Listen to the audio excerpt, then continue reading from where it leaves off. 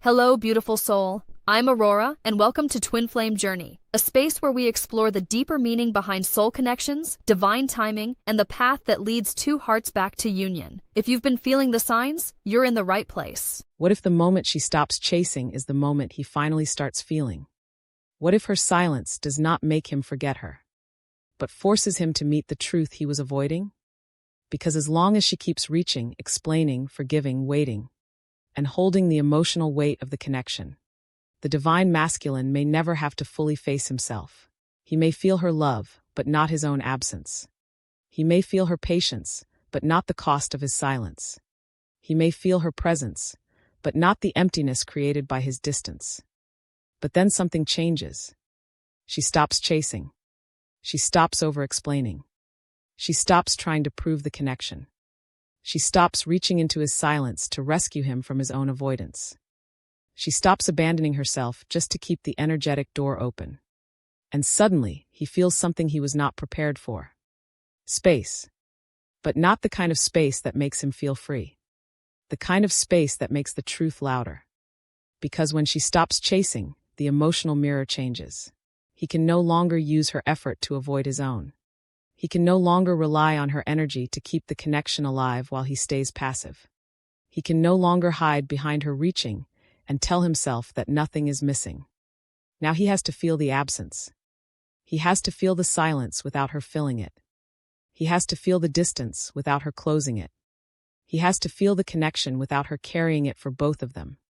And that is when awakening can begin. Not because she is playing a game. Not because she is trying to punish him. Not because she is pretending not to care. But because she has finally returned to herself. And when the divine feminine returns to herself, the divine masculine can no longer avoid the reflection of what his absence has created. So if you have ever wondered why he suddenly wakes up after you stop chasing, why he feels your energy more when you pull it back, or why silence can become powerful only after you choose yourself, stay with me. Because sometimes her withdrawal is not the end of the connection. Sometimes it is the first moment he has to meet the connection honestly. And the shocking truth is this. He may not awaken because she disappears. He awakens because she stops disappearing from herself. Chapter 1. Why chasing lets him avoid himself. Sometimes, her chasing does not make him awaken faster. Sometimes, it lets him stay asleep longer. That is where this journey begins.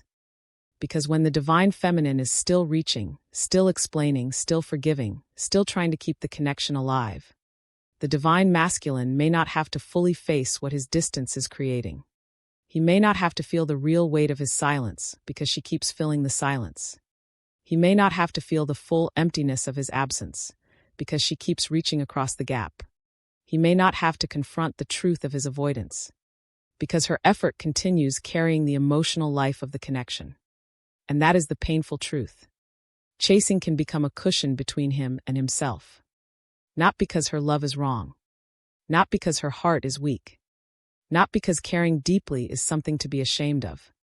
But because when she keeps overfunctioning emotionally, he can underfunction emotionally and still feel connected.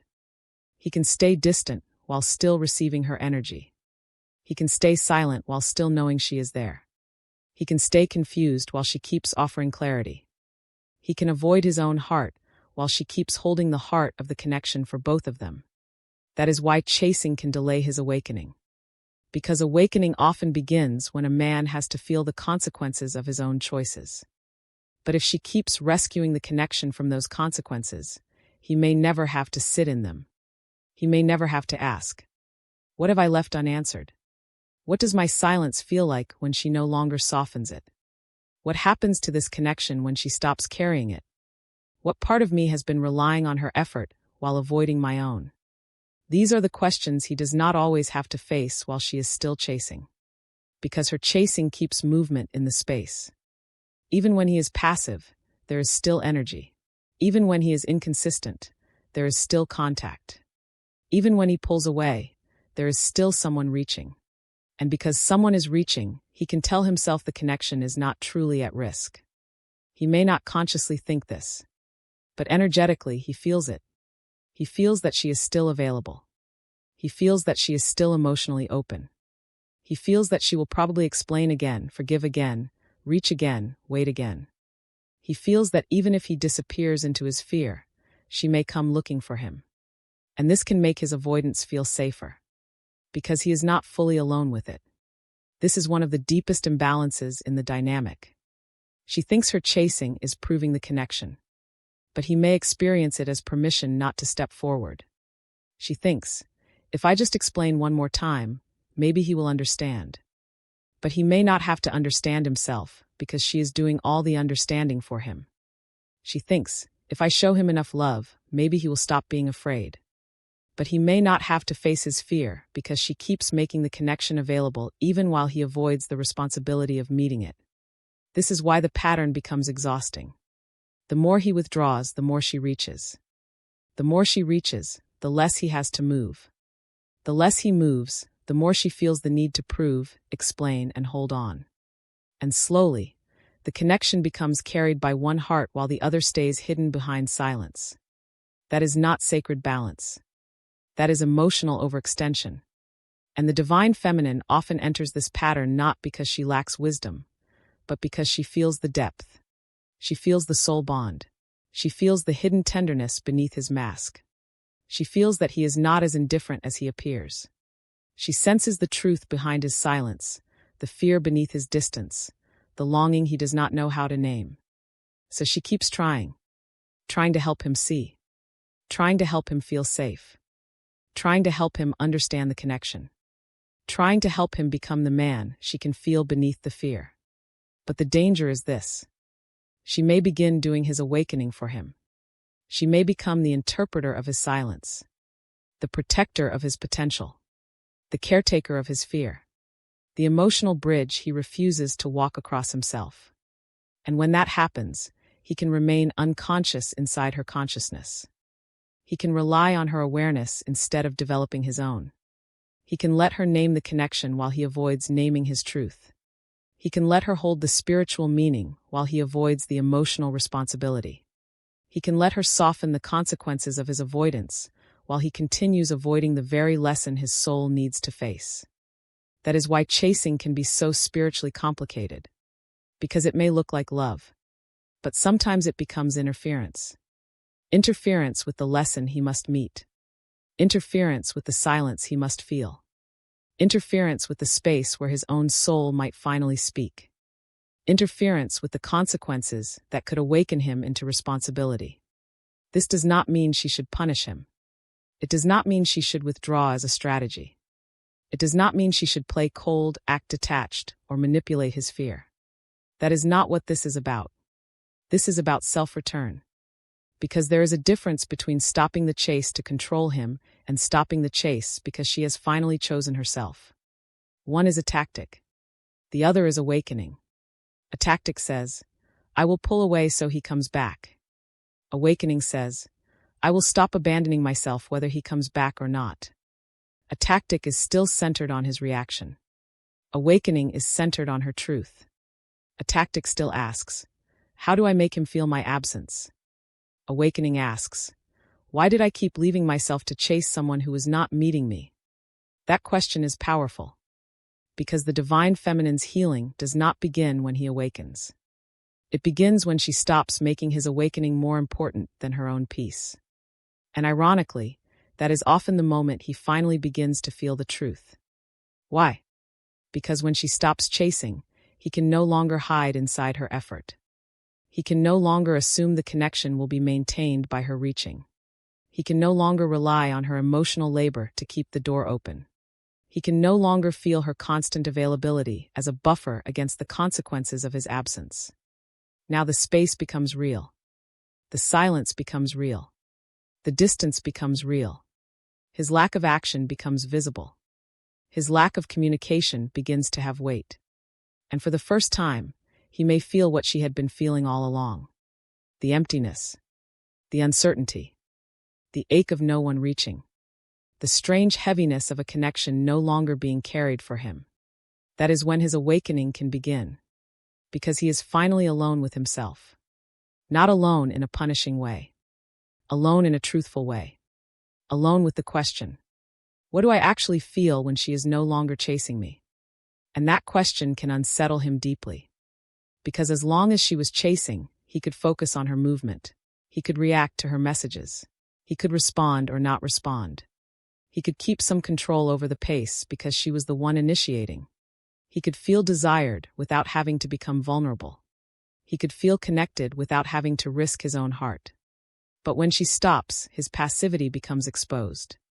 If he wants contact, he has to feel his own desire for it. If he misses her, he has to recognize that longing as his own. If the connection matters, he has to decide whether he will honor it or continue hiding. If silence hurts, he can no longer blame only her intensity, because now she is no longer pushing. This is where he starts meeting himself. He meets the part of himself that was comfortable being pursued, but afraid to pursue truth. He meets the part of himself that wanted her presence, but resisted responsibility. He meets the part of himself that depended on her emotional availability, while telling himself he did not need anything. That is a confronting mirror. Because chasing allowed him to feel chosen without having to choose. It allowed him to receive without fully giving. It allowed him to be missed without admitting he misses. It allowed him to be loved without fully risking the vulnerability of loving back. And when that dynamic ends, something inside him may begin to shake. Not always immediately. Sometimes slowly. At first, he may feel relief. He may think, finally, there is no pressure. He may enjoy the quiet for a moment, because it feels like he has regained control. But if the connection is real, if her presence truly reached something in him, that relief may not last. The quiet may begin to change. It may stop feeling peaceful. It may start feeling empty. The absence of pressure may become the absence of warmth. The silence he thought he wanted may become the silence where he finally hears his own heart. And that is when the question rises. Why do I miss what I did not fully show up for? This question is one of the first signs of awakening. Because now he is not only reacting to her pursuit, he is confronting his own longing. And longing is harder to dismiss when no one is chasing him. When she was reaching, he could tell himself he was only responding to her energy. But when she stops reaching and he still feels the pull, the truth becomes harder to avoid. Maybe he did care. Maybe he did rely on her presence. Maybe her love was not something to take for granted. Maybe the connection was not being kept alive only by her intensity, but by something real inside him too. That realization can be humbling, because it reveals that his silence did not mean absence of feeling. It may have meant absence of courage. And this is where the divine masculine begins to see the difference between being chased and being awakened. Being chased allows him to stay passive. Being awakened asks him to become honest. Being chased lets him receive love without accountability. Being awakened asks him to look at what he has done with that love. Being chased allows him to feel wanted. Being awakened asks him whether he is willing to love with maturity. That is why he may not awaken while she is still chasing. Not because her love lacks power, but because her love is doing too much of the work. Her reaching keeps him from feeling the void. Her explanations keep him from finding his own words. Her forgiveness keeps him from sitting fully with the impact of his actions. Her waiting keeps him from confronting what it would mean to actually lose access to her softness. And sometimes, only the absence of her chasing reveals the presence of his feelings. That is the shocking truth. He may not know how much he values her energy until it is no longer being offered freely to a version of him that refuses to meet it. He may not know how much he depended on her emotional labor until she stops doing it. He may not know how much the connection was alive inside him until she stops keeping it alive outside of him. And that is when the lesson becomes unavoidable. If he wants the connection, he must participate. If he wants her presence, he must respect it. If he wants her softness, he must stop treating it as endless. If he wants access to her heart, he must bring more than silence, confusion, and hidden feelings. That is awakening through consequence. Not punishment. Consequence. The consequence of passivity. The consequence of avoidance. The consequence of letting one person carry what two people were meant to honor together. And for the divine feminine, this chapter is not only about him. It is about her too. Because chasing often begins from love, but continues through fear. Fear that if she stops, he will forget. Fear that if she goes quiet, the connection will die. Fear that if she chooses herself, she will lose him. Fear that if she stops holding the energy, nothing real will remain. But here is the deeper truth. What is real does not require you to abandon yourself to keep it alive. If a connection only survives because you are chasing, then the connection is not being met in balance. If his awakening depends on you overextending yourself, then he is not truly awakening. He is being carried. If your love requires you to become smaller, quieter, more patient than your nervous system can handle, then the love has become disconnected from your own sacred center. That is why stopping the chase is not cold. It is holy. It is the moment she says, I will no longer betray myself to keep this bond breathing. I will no longer confuse overgiving with devotion. I will no longer rescue him from the silence his own choices created. I will no longer make my heart the place where his avoidance goes to be forgiven without transformation. That is not bitterness. That is self-respect. And self-respect changes the energy of everything. Because when she stops chasing, she returns to her own body, her own life, her own intuition, her own power. She stops making his emotional availability the center of her world. She stops checking constantly for signs. She stops trying to prove what her soul already knows. She stops pouring sacred energy into a dynamic that keeps asking her to wait while he avoids. And in that return to herself, she becomes whole again. That wholeness is what he feels. Not as pressure, as absence, as silence, as the energetic shift that says, she is no longer abandoning herself for me. And that shift can awaken him because it finally shows him the truth of the imbalance. He can feel that the old dynamic is no longer available. He can feel that her love still may exist, but her self-abandonment does not. He can feel that if he wants to meet her, he must rise into responsibility rather than wait for her to lower herself into chasing again. That is the sacred invitation. Her stopping does not guarantee his awakening, but it creates the space where his awakening becomes possible. Because now, for the first time, he must ask himself what he truly feels without her chasing doing the emotional work for him. He must ask whether he values the connection enough to meet it. He must ask whether he will keep hiding or finally grow. He must ask whether his silence is peace or fear. He must ask whether he misses her attention or her soul. These questions are his to answer, not hers. And that is the freedom. She stops chasing not to make him answer faster. She stops chasing because she is done living as the question. That is the sacred truth of Chapter 1. Chasing lets him avoid himself, because her effort can keep the connection alive while he remains emotionally passive. As long as she reaches, explains, forgives, waits, and carries the energy, he may not have to feel the true cost of his distance. But when she stops chasing, the cushion disappears. The silence becomes real. The absence becomes real. His passivity becomes visible. And the connection can no longer be sustained by her self-abandonment. That is where his awakening may begin. But more importantly, that is where hers deepens. Because the moment she stops chasing, she is not only giving him space to feel. She is giving herself permission to come home. And if this chapter spoke to you, stay with me for Chapter 2.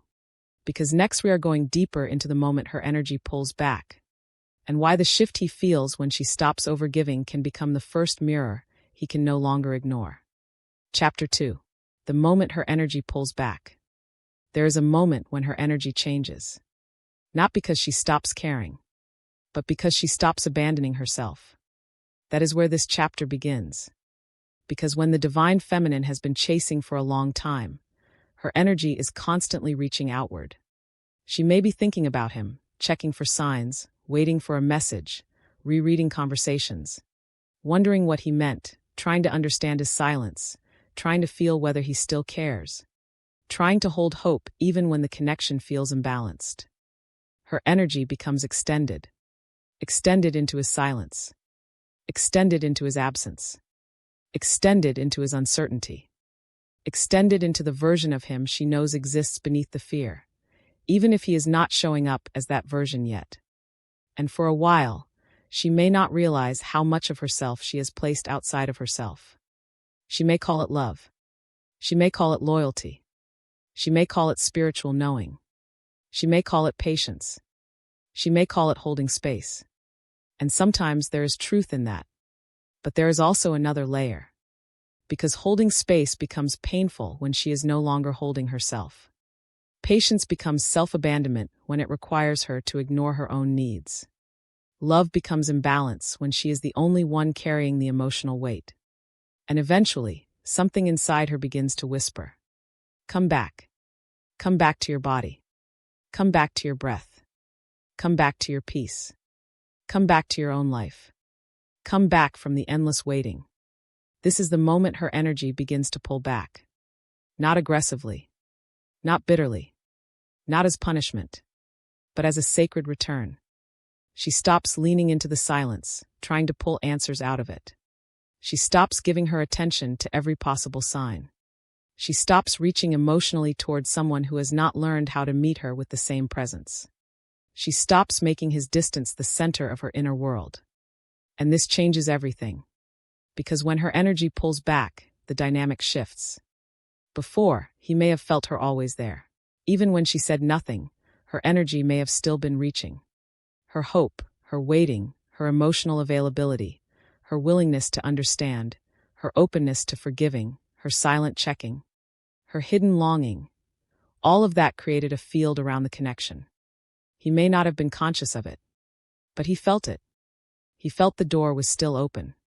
He felt the emotional thread was still alive. He felt she was still holding something. He felt that, even in his distance, he was not fully losing access to her warmth. But when she truly pulls her energy back, that field changes. The door does not slam. But it is no longer being held open by her self-sacrifice. The thread does not disappear. But it is no longer being pulled from only one side. The warmth does not turn into hatred. But it is no longer being poured into a space where it is not being honored. And he feels that. Sometimes immediately. Sometimes slowly. Sometimes only after the distractions quiet down. But eventually, he notices that something is different. The old energetic comfort is gone. The old certainty that she will reach again begins to weaken.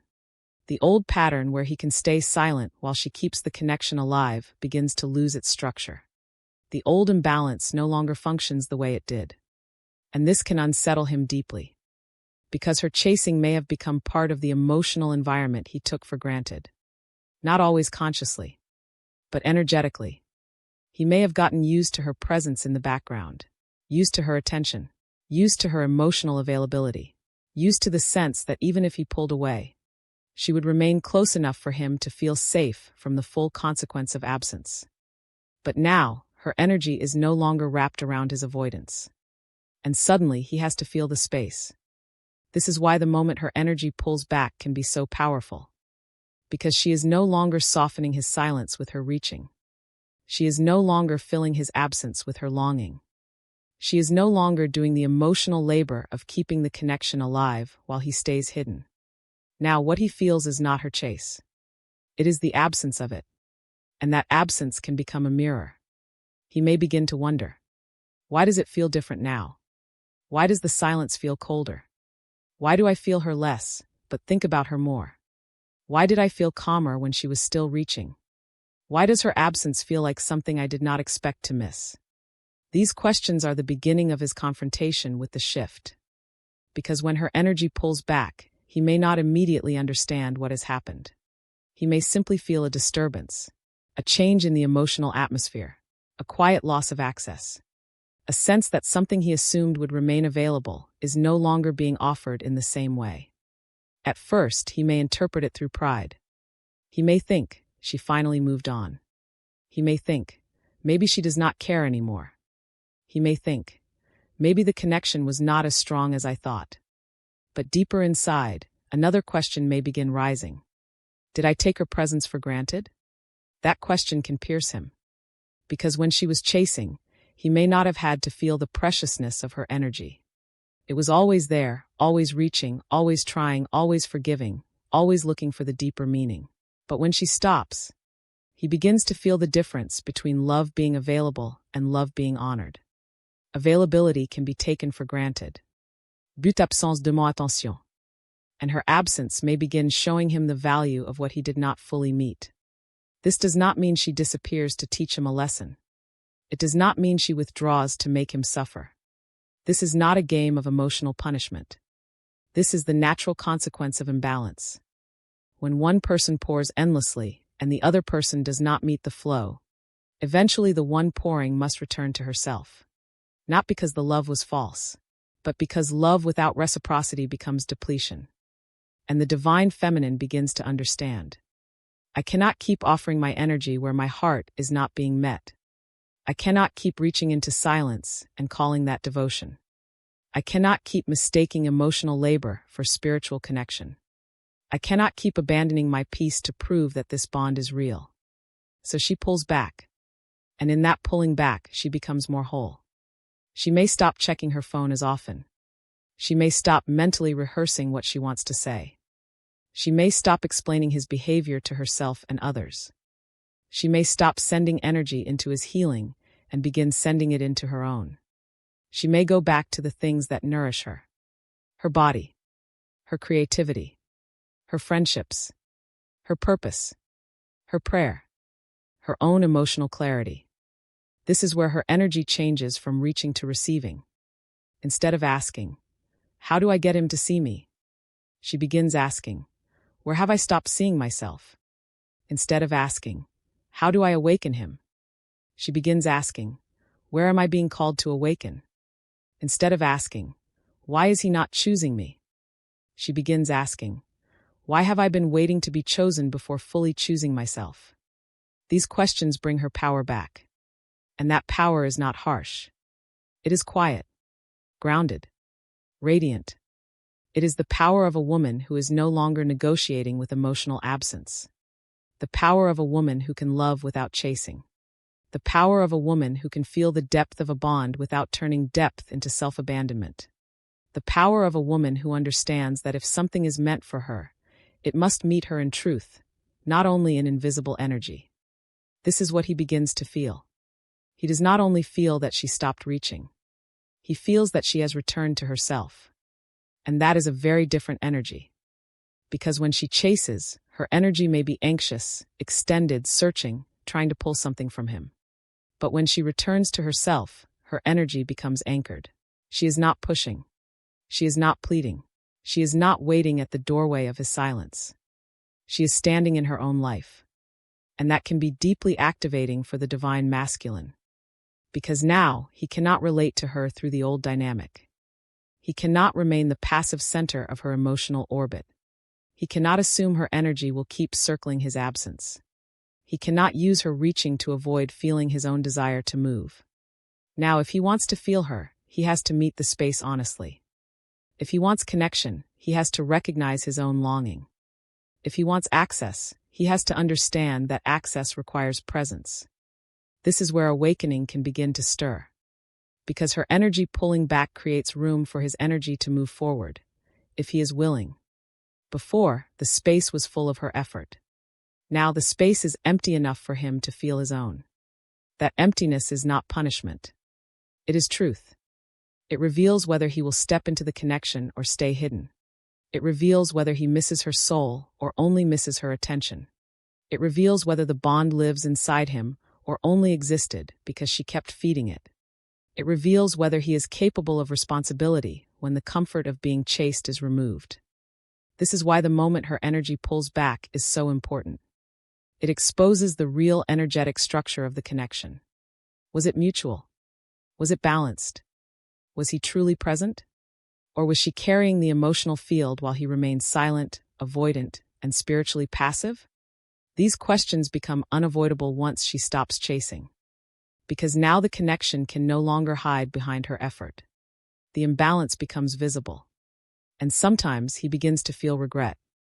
Not immediately as a full confession, not always as action, but as a quiet awareness that he may have let her carry too much. He may remember how she kept trying, how she kept understanding, how she kept offering warmth even when he gave little clarity, how she kept believing in the man beneath his fear, even when he was not becoming that man in action. And he may begin to feel the weight of that. Because when her energy was available, he may have focused on his fear. But when her energy pulls back, he begins to feel what her love actually provided. Emotional warmth. A sense of being seen. A feeling of being believed in. A safe place to be understood. A spiritual mirror that did not give up easily. And when that is no longer extended toward him, he may feel the absence like a room suddenly losing light. This absence can become uncomfortable. But discomfort can be sacred when it reveals truth. It may reveal that he was more attached than he admitted. It may reveal that he relied on her patience more than he realized. It may reveal that he felt safe knowing she was there, even while he avoided becoming safe for her. It may reveal that he enjoyed being loved without fully taking responsibility for loving back. That realization can awaken humility. And humility is often the first crack in masculine avoidance. Because the ego may have enjoyed being chased. But the soul feels the loss of being truly met. The ego may say, "She stopped, so I should protect my pride." But the soul asks, "What did you do with the love she gave?" The ego may say, "Do not reach." But the soul asks, "Are you silent because there is nothing to say, or because you are afraid to become responsible?" The ego may say, "Let her go." But the soul asks, "Did you ever truly show up before she had to choose herself?" These questions may begin moving through him. And this is where her energy pulling back becomes his mirror. Not because she is trying to mirror him, but because her self-respect exposes his lack of movement. Her groundedness exposes his passivity. Her silence exposes the silence he used to hide in. Her absence exposes the emotional labor she had been carrying. And now he must choose whether to face what is being revealed. This is important. Her pulling back does not guarantee he will awaken. Some men will choose pride. Some will choose further avoidance. Some will convince themselves that if she stopped chasing, she never cared. Some will use her self-respect as an excuse to stay closed. But that is not her burden. Because she did not stop chasing to control his response. She stopped because her soul needed her back. That is the difference between detachment and manipulation. Manipulation says, "I will withdraw to make him chase." Detachment says, "I release the need to chase because I am no longer willing to abandon myself." Manipulation is still about controlling him. Detachment is about returning to truth. Manipulation watches his reaction. Detachment watches her own alignment. Manipulation is fear in disguise. Detachment is self-respect in motion. And the divine feminine's true power is not in pretending she does not care. It is in caring without collapsing. Loving without chasing. Feeling without losing herself. Remembering the bond without making it more important than her own peace. That is the energy that changes the field. Because when she pulls back from a place of wounded pride, he may feel resistance. But when she pulls back from a place of true self-return, he feels something deeper. He feels that she is not punishing him. She is choosing herself. And that choice is powerful because it is clean. It carries no hidden hook. No silent bargain. No desperate hope that he will finally panic and return. It simply says, "I love myself enough to stop overgiving. I trust truth enough to stop forcing. I honor my heart enough to stop standing where I am not being met. And if this connection is real, it must rise into truth without my self-abandonment feeding it." That is a sacred shift. And this shift can awaken something in him because it removes the old energetic agreement. The old agreement was, he withdraws. She chases.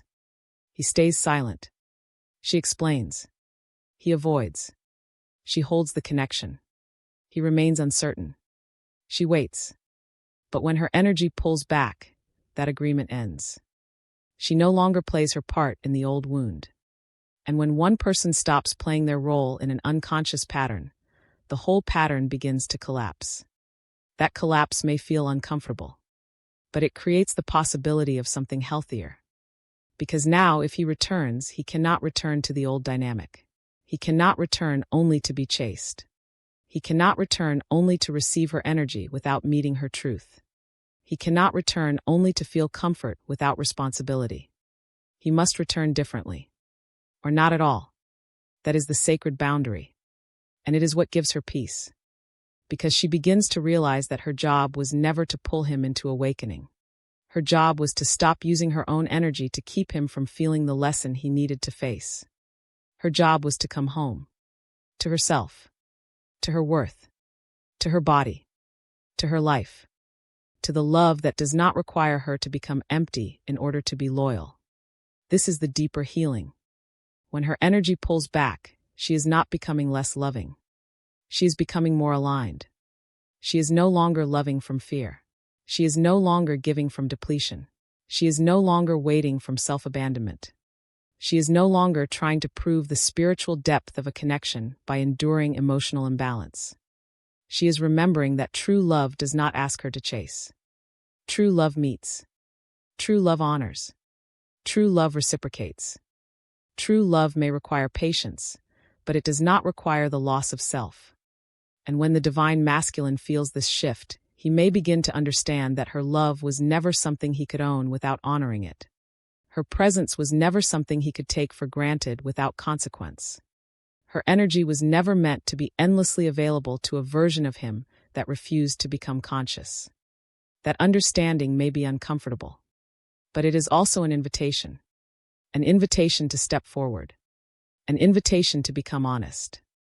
An invitation to ask what he truly feels now that she is no longer carrying the answer for him. An invitation to awaken not because she is chasing, but because she has stopped disappearing from herself. That is the sacred truth of Chapter 2. The moment her energy pulls back is the moment the old energetic dynamic begins to change. She stops reaching, explaining, overgiving, waiting, and holding the connection from a place of self-abandonment. She returns to herself. And in that return, he finally begins to feel the space that her chasing used to cover. He feels the absence. He feels the imbalance. He feels the possibility that what he took for granted was sacred. But whether he awakens from that is his choice. Her power is not in making him awaken. Her power is in no longer abandoning herself while he decides whether he will. That is where Chapter 2 leaves us. With the understanding that when her energy pulls back, it does not mean the love was false. It means her self-respect has become stronger than her fear of losing him. And that shift can become the first mirror he can no longer ignore. If this chapter spoke to you, stay with me for Chapter 3. Because next we are going deeper into why her absence becomes a mirror, and how the silence she leaves behind can finally show him the emotional absence he created. Chapter 3. Why her absence becomes a mirror.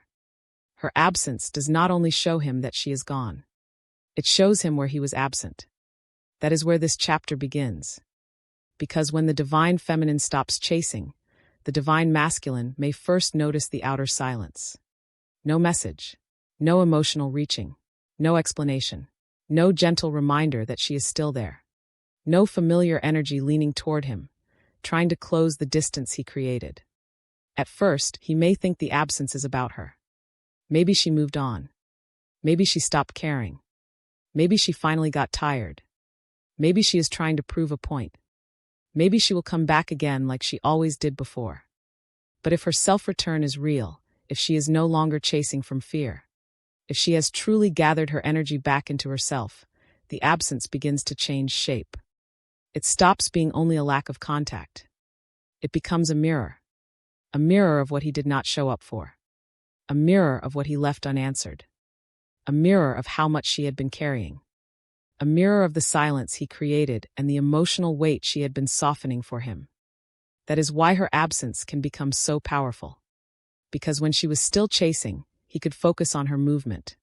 He could tell himself she was intense, emotional, persistent, maybe even too attached.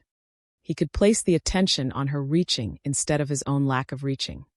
He could react to her energy without having to generate his own. But when she stops, there is no longer anything for him to react against. There is only space. And in that space, his own absence becomes visible. He begins to feel the silence and realize he helped create it. He begins to feel the distance and realize he allowed it to grow. He begins to notice the lack of warmth and realize that her warmth had been filling the very gaps his fear refused to meet. This is the mirror. Not a mirror that says, "She is punishing me." A mirror that asks, "Where have I been?" Where was I when she needed clarity? Where was I when she kept trying to understand me? Where was I when she was holding the connection from both sides? Where was I when my silence made her question something her soul could feel? These questions may not come all at once. They may rise slowly. At first, he may only feel unsettled. He may sense that the emotional environment has changed, but he may not immediately understand why. He may still try to explain it away. He may tell himself he wanted space. He may tell himself this is better. He may tell himself that if she stopped chasing, then maybe the connection was not as deep as it seemed. But deeper inside, something may begin to press. If I wanted space, why does this space feel empty? If I wanted silence, why does this silence feel heavy? If I wanted her to stop reaching, why do I miss the energy that used to reach for me? That is the mirror beginning to work. Because her absence reveals the difference between wanting relief from pressure and wanting the loss of her presence. He may have wanted the pressure to stop.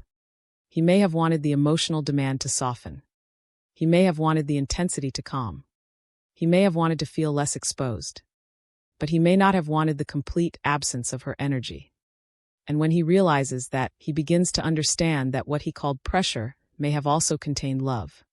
What he called intensity may have also contained devotion. What he called too much may have also been the warmth, patience, hope, an emotional presence that made the connection feel alive. That realization can be uncomfortable. Because now he is forced to see that her chasing was not only chasing. It was emotional labor. She was reaching because he was not. She was explaining because he was silent. She was holding hope because he was hiding. She was trying to create clarity because he was avoiding the conversation that clarity required. And when she stops doing that labor, the structure collapses. The space becomes bare. Now he can see what was really there, or what was missing. That is why her absence becomes a mirror of imbalance. It shows him that the connection may have been surviving not because both people were showing up equally, but because she was pouring enough energy to keep it breathing. She was keeping the emotional thread alive. She was giving meaning to silence. She was translating his distance into fear, his coldness into protection, his inconsistency into hidden love. And maybe she was right that there was more beneath the surface. But even if she was right, she was still carrying too much. That is the part he may begin to see. He may begin to realize that her love gave him room to remain passive. Her understanding gave him room to avoid explaining himself. Her forgiveness gave him room to delay accountability. Her hope gave him room to take his own time while her nervous system paid the cost. That realization can awaken regret. Because absence reveals what presence protected him from. Her presence protected him from feeling the full emptiness of his silence. Her messages protected him from confronting his own lack of communication. Her devotion protected him from realizing he had not become an active participant in the connection. But now, without her chase, he has to face the stillness. And in that stillness, he may begin to feel the truth. The truth that he was not as neutral as he acted.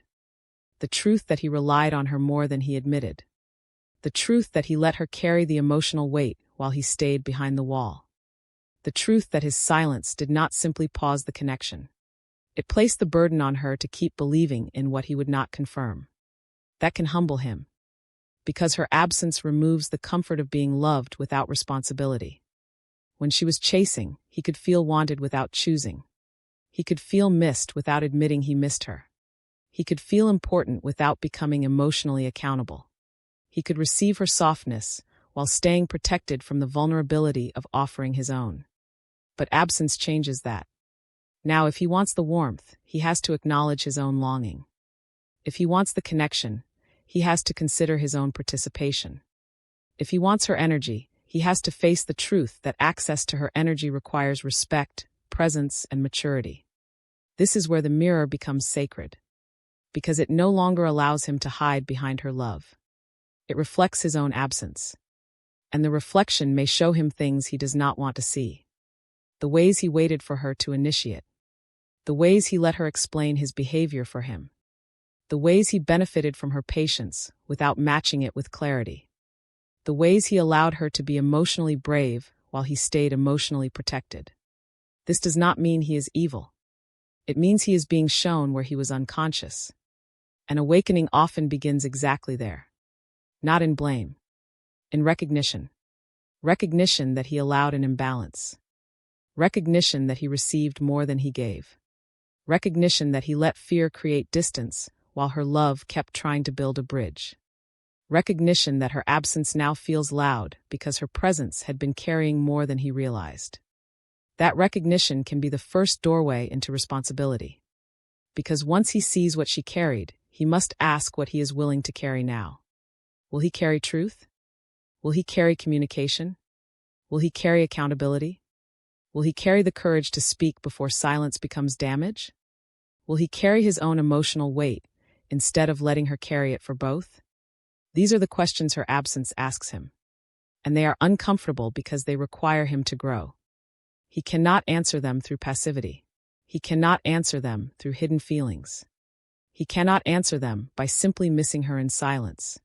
He cannot answer them by waiting to see whether she will come back and resume her old role. He must answer them through becoming. Becoming more honest. More present. More responsible. More aware of the difference between being loved and showing love. More willing to meet the connection rather than be carried by it. That is the invitation inside her absence. But not every divine masculine will accept it. Some will resist the mirror. Some will tell themselves she never cared. Some will protect their pride by dismissing the connection. Some will wait for her to chase again because they are not ready to meet what her absence reveals. Some will confuse her self-respect with rejection because they do not yet understand the difference between being abandoned and no longer being enabled. That difference is important. She is not abandoning him by stopping the chase. She is no longer enabling the imbalance. She is no longer feeding the pattern where he withdraws and she overextends. She is no longer making her emotional labor available to a dynamic that leaves her depleted. She is no longer using her love to cushion him from the consequences of his own absence. And if he is willing to awaken, he will eventually feel that. He will feel that her absence is not hatred. It is boundary. It is not punishment. It is self-respect. It is not emotional manipulation. It is the end of her self-abandonment. That realization can deepen his respect for her. Because he begins to see that her love was never weakness. Her softness was never something to take for granted. Her patience was not proof that she would always stay in the same place, waiting for him to become conscious. Her understanding did not mean she had no limits. And this can shock him. Because he may have mistaken her openness for permanence. He may have mistaken her compassion for endless access. He may have mistaken her forgiveness for the absence of consequence. But when she stops chasing, he realizes her heart has boundaries. And that realization can wake him up. Because a love with boundaries feels different from a love that keeps overextending. It carries dignity. It carries truth. It carries the clear energy of someone who can care deeply and still choose herself. That kind of energy is powerful. It is not chasing. It is not begging. It is not collapsing. It is rooted. And when he feels that rooted absence, the mirror becomes even clearer. He may begin to see that she is not trying to convince him anymore. She is no longer arguing with his silence. She is no longer negotiating with his fear. She is no longer standing outside the door of his avoidance, asking to be let in. She has turned around and returned to herself. That image can stay with him. Because now the direction has changed. Before, her energy moved toward him. Now her energy moves home. And if his soul has recognized hers, he will feel that return like a shift in the field. He may not know what to do with it at first. He may feel pride, fear, confusion, regret, longing. He may want to reach out, but not know how. He may fear that he waited too long. He may wonder whether she would even receive his truth if he finally spoke it. But underneath all of that, one realization may begin forming. I am now the one who must decide. Not her. Me. Do I stay silent? Do I grow? Do I meet the truth? Do I let pride win? Do I step into responsibility? That is how her absence becomes a mirror of choice. It shows him that he cannot remain passively held by her energy anymore. He must choose whether he wants to participate in the connection, or whether he will continue choosing fear and let the connection move without him. And this is where his awakening may deepen, because the absence does not only reflect what he failed to do, it reflects what he is being asked to become. A man who communicates, a man who takes responsibility, a man who does not wait for the feminine to carry the emotional field, a man who understands that love is not only received, it is honored through action. That is the higher masculine invitation, to stop being carried and start showing up, not out of panic, not out of possession, not because her absence triggered his ego, but because her absence helped him see the truth that he wants access to a love he did not fully honor, the truth that he misses an energy he did not fully meet, the truth that her chasing kept him from feeling what his own absence had created. And now that the chase has stopped, the mirror is clear. He can see himself, maybe for the first time. And for the divine feminine, this chapter carries a sacred affirmation. Your absence becomes a mirror not because you are trying to make him suffer, but because you have stopped suffering for him. You are no longer bending your nervous system around his silence. You are no longer explaining what he refuses to say. You are no longer carrying the hope, the forgiveness, the emotional translation, and the energetic bridge by yourself. You are not punishing him. You are choosing peace. And when you choose peace, whatever was imbalanced begins to reveal itself. If he was relying on your chase, he will feel the absence of it. If he was taking your energy for granted, he will feel what it means when that energy returns home. If he was hiding behind your effort, he will feel the exposure of his own lack of effort. But your job is not to monitor that. Your job is not to ask, is he feeling the mirror yet? Your job is not to keep looking back to see whether your absence has awakened him. Your job is to keep choosing the self you came back to. Because if you pull your energy back only to watch his reaction, you are still energetically chasing. True absence is not performance. It is alignment. It says, I am no longer available for imbalance. I am no longer abandoning my own heart to keep someone else comfortable. I am no longer making his awakening the center of my life. I am no longer chasing the man who must choose whether he is willing to meet himself. That is power. Quiet power. Sacred power. The power of a woman who understands that her energy is precious. And this is where her absence becomes more than a mirror for him. It becomes medicine for her. Because every moment she does not chase, she rebuilds trust with herself. Every time she does not reach into silence to rescue the connection, she tells her own soul, I am here. Every time she chooses not to explain, not to beg, not to prove, not to reopen herself to confusion, she strengthens the part of her that once believed love required overgiving. This is her awakening. The awakening of self-worth. The awakening of boundaries. The awakening of feminine power that is soft, but no longer self-sacrificing. And if he awakens through her absence, that is his path. If he does not, she still returns to herself. That is the freedom. She is no longer holding her healing hostage to his realization.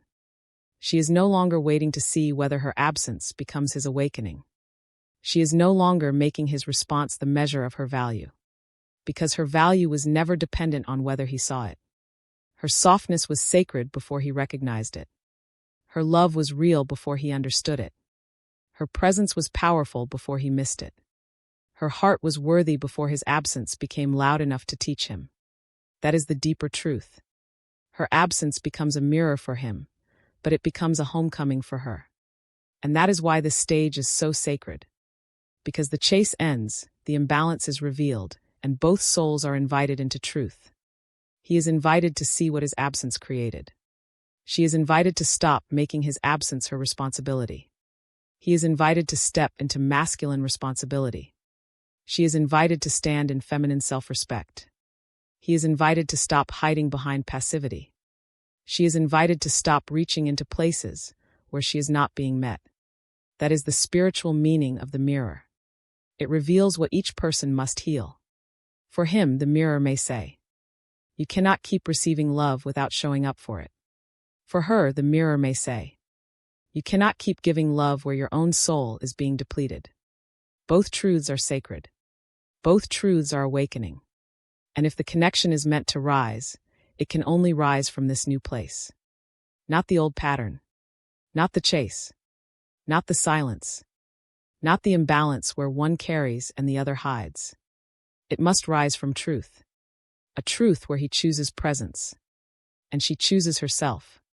A truth where love is no longer proved through pursuit, but honored through reciprocity. That is where Chapter 3 leaves us. With the understanding that her absence becomes a mirror because it reflects his own emotional absence back to him. When she stops chasing, he can finally see the silence, distance, passivity, and lack of responsibility that her energy had been covering. Her absence may awaken him, not because she is manipulating him, but because she has stopped protecting him from the truth of the imbalance. And if this chapter spoke to you, stay with me for Chapter 4. Because next we are going deeper into the shock of feeling her no longer reaching, and why the moment he realizes her energy is no longer chasing him can become the moment he feels what he took for granted. Chapter 4. The shock of feeling her no longer reaching. There is a moment when he realizes she is no longer reaching. And that moment can shake him more than he expected. Because as long as she was chasing, he may not have understood the value of her effort.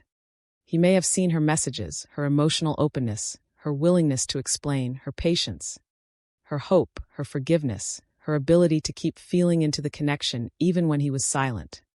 But because it was there, because it was available, because it kept returning, he may have unconsciously believed it would always be there. That is where this chapter begins. With the shock of no longer being reached for. No more emotional pursuit. No more energetic leaning. No more attempts to decode him. No more long explanations trying to make the connection safe. No more soft return after he disappears into silence. And at first, he may not know what to do with that. Because part of him may have expected the old pattern to continue. Maybe he thought she would come back again. Maybe he assumed her heart was too open to fully pull away. Maybe he believed that because she understood him so deeply, she would always keep the door open. Always make room. Always find a reason to forgive. Always reach one more time. But then she does not. She stays quiet. Not because she is cold, but because she is centered. Not because she has stopped loving, but because she has stopped leaving herself. And the difference is something he may feel before he understands it. The silence feels different now. The space feels different now. The connection feels different now. The emotional atmosphere no longer bends toward him the way it once did. This can create a shock inside the divine masculine, because the comfort of being chased disappears. And when that comfort disappears, he begins to feel the truth of what he had been taking for granted. He may begin to realize that her reaching gave him reassurance. Even if he did not respond fully, her reaching told him she still cared. Her explanations told him she was still invested. Her hope told him the connection was still alive. Her emotional availability told him that he had not truly lost access. But when she stops reaching, all of that reassurance is removed. Now he has to sit with not knowing. Does she still care? Has she really chosen herself? Will she come back this time? Did I wait too long? Did I mistake her patience for permanence? These questions may disturb him, because they bring him into the very uncertainty she had been living inside for so long. This is one of the deepest reversals in the dynamic. While she was chasing, she carried the uncertainty. She wondered where he stood. She wondered what he felt. She wondered whether he would return. She wondered if the connection was real, or if she was holding it alone. But when she stops chasing, he begins to feel uncertainty too. And this uncertainty can be a mirror. It does not come to punish him. It comes to show him the emotional reality he avoided. For the first time, he may feel what it is like to be in the silence without someone constantly softening it. He may feel what it is like to wonder whether the other person is still available. He may feel what it is like to miss the warmth that used to reach for him, even when he did not know how to reach back. That can humble him. Because suddenly, her love is no longer theoretical. It is felt through its absence. He may begin to understand that her reaching was not weakness. It was courage. Her attempts to communicate were not neediness. They were emotional investment. Her desire for clarity was not pressure. It was the natural response of a heart that was trying to build safety where he had left ambiguity. And now that she has stopped, he may finally see that what he once experienced as too much was also the very thing keeping the connection alive. That realization can be difficult, because it forces him to question the way he judged her effort. Maybe he called her intense, but now he misses the depth. Maybe he thought she asked for too much, but now he feels the absence of someone who cared enough to ask. Maybe he wanted space from her reaching, but now the space feels colder than he expected. This is the shock. He thought the chase was pressure, but part of it was love. He thought the silence would feel peaceful, but without her energy, the silence feels empty. He thought he wanted her to stop reaching, but now that she has, he feels the weight of what is no longer being offered. That weight can awaken something in him, not immediately as perfect clarity, but as discomfort, a strange unease, a restless awareness, a quiet ache, a feeling that something has shifted and he cannot simply ignore it. He may check for signs of her. He may look at old messages. He may revisit conversations. He may wonder what changed. He may tell himself he is only curious. But underneath curiosity may be the first movement of longing. Because when she was always reaching, he did not have to feel his longing clearly. Her movement filled the space before his longing could become conscious. But when she stops, his longing has room to rise. That is why her lack of reaching can become so powerful. It gives him space to feel his own energy, his own desire, his own missing, his own regret, his own question about what the connection means without her carrying it. And this is where he may begin to understand something painful. Maybe he was comfortable being loved without becoming vulnerable enough to love back. Maybe he enjoyed being pursued because it let him feel wanted without having to risk rejection. Maybe he relied on her emotional availability while hiding behind his own emotional uncertainty. Maybe he took her reaching for granted because it allowed him to avoid the responsibility of reaching himself. That realization can sting, because it exposes passivity. It exposes the imbalance. It exposes the way he may have mistaken her devotion for something endless. And now he is confronted with the possibility that her energy was not endless. It was sacred. And sacred energy does not stay forever where it is not honored. This does not mean she stops loving him overnight. It does not mean she becomes indifferent. It does not mean the connection becomes meaningless to her. It means she finally understands that love cannot continue flowing in only one direction without becoming painful. So she stops reaching. She lets the space stand. She lets the silence remain unfilled. She lets him experience the connection without her constant emotional labor. And that is when he may feel the shock of the gap she had been closing. The gap between his feelings and his actions. The gap between his silence and her hope. The gap between his fear and her patience. The gap between his passivity and her effort. When she no longer closes that gap, he sees it, maybe for the first time. And he may ask himself, was she holding all of this together? Was I relying on her to keep the emotional bridge open? Did I expect her to keep choosing me while I stayed undecided? Did I make her prove her love while refusing to show mine clearly? These questions can be uncomfortable, but they are important, because they begin moving him from entitlement into awareness. Entitlement says, she will always be there. Awareness says, her presence was a gift. Entitlement says, she is just being emotional. Awareness says, she was trying to create connection where I was creating distance. Entitlement says, if she cared, she would keep reaching. Awareness says, if I cared, I should have learned how to meet her too.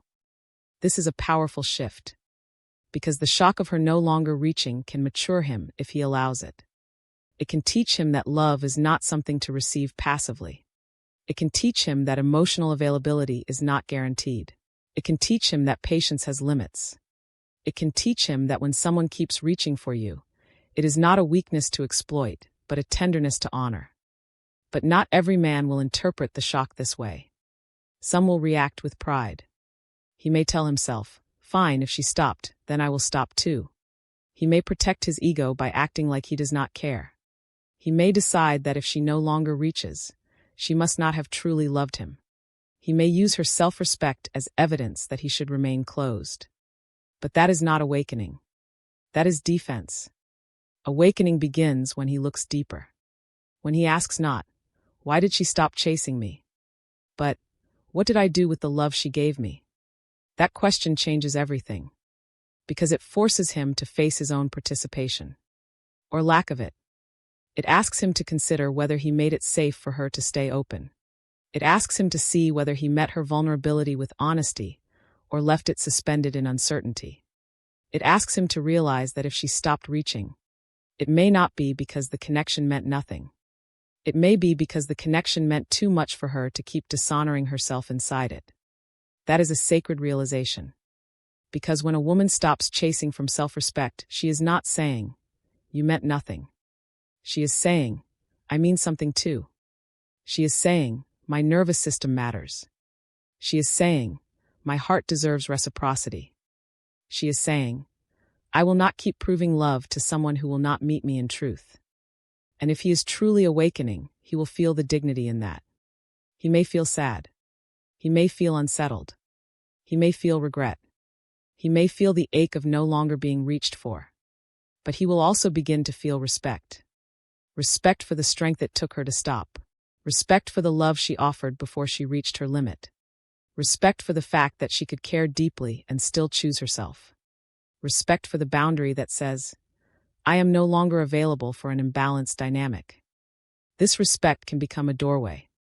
Because before he respects her boundary, he may only miss her attention.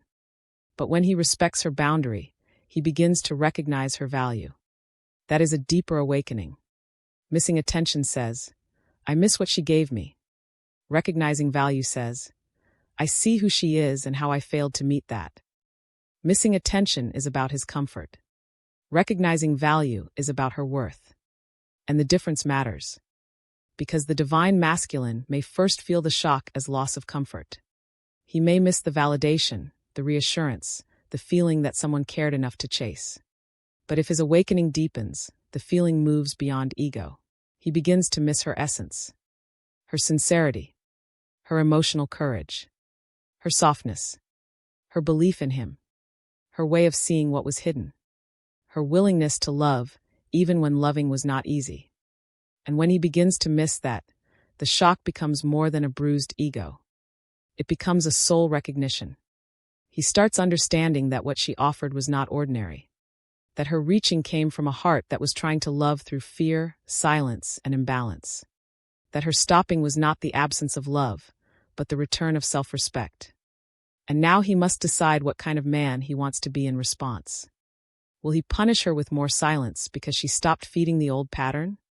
Or will he become honest enough to admit that her absence is showing him something true? Will he protect his pride? Or will he let the shock humble him? Will he wait for her to chase again? Or will he finally ask himself why he has been waiting for her to do all the reaching? These questions are his initiation. Because the divine masculine cannot awaken through her self-respect unless he is willing to let it reflect his own lack of responsibility. That is not easy, but it is necessary. If he truly wants to grow, he must stop seeing her withdrawal as rejection and start seeing it as the natural consequence of imbalance. He must stop interpreting her boundary as punishment and start understanding it as self-preservation. He must stop expecting the divine feminine to love him beyond the limits of her own peace. That is maturity. And it begins with the shock of feeling her no longer reaching. The shock that her energy is no longer circling him. The shock that she is not waiting in the same way. The shock that the door is no longer being held open by her pain. The shock that he may have to move from passive receiving into conscious choosing. For her, this chapter is also important, because she may feel the temptation to reach when she senses his shock. She may feel him thinking about her. She may feel the energetic pull. She may wonder if he is finally starting to understand. She may want to soften the space, reassure him, help him process, or show him that she still cares. But this is where she must stay rooted. Because the point of stopping the chase is not to create a temporary silence until he feels uncomfortable. It is to end the pattern. If she reaches too quickly to soothe the very discomfort that is teaching him, she may accidentally restore the old dynamic. He feels the absence, she feels his discomfort, she reaches. And suddenly he no longer has to complete the lesson. This does not mean she must be cold. It means she must be conscious. She must ask, am I reaching from love or from anxiety? Am I responding to truth or rescuing him from consequence? Am I honoring my heart or trying to manage his awakening? Am I returning because there is real maturity or because I feel his discomfort and want to make it easier for him? These questions protect her peace. Because the divine feminine's power is not in never caring. It is in caring without collapsing. She can love him and still let him feel the space. She can wish him awakening and still refuse to carry the process. She can feel the bond and still choose not to re-enter the imbalance. That is her maturity. Her silence is no longer a tactic. It is a boundary. Her absence is no longer a performance. It is alignment. Her stillness is no longer waiting. It is self-respect. And if he awakens from that, beautiful. But if he does not, she is still free. That is the deeper message. She does not stop reaching only to make him feel loss. She stops reaching because she has finally stopped losing herself. And that is the exact energy that makes the old pattern impossible to continue. Because now, if he wants to return, he must return to a woman who is no longer chasing. A woman who can love without overextending. A woman who can feel deeply without abandoning her own center. A woman who has learned that her softness is sacred, but it must be protected by self-respect. He cannot return to the old version of her. That version is gone. The version who overexplained is healing.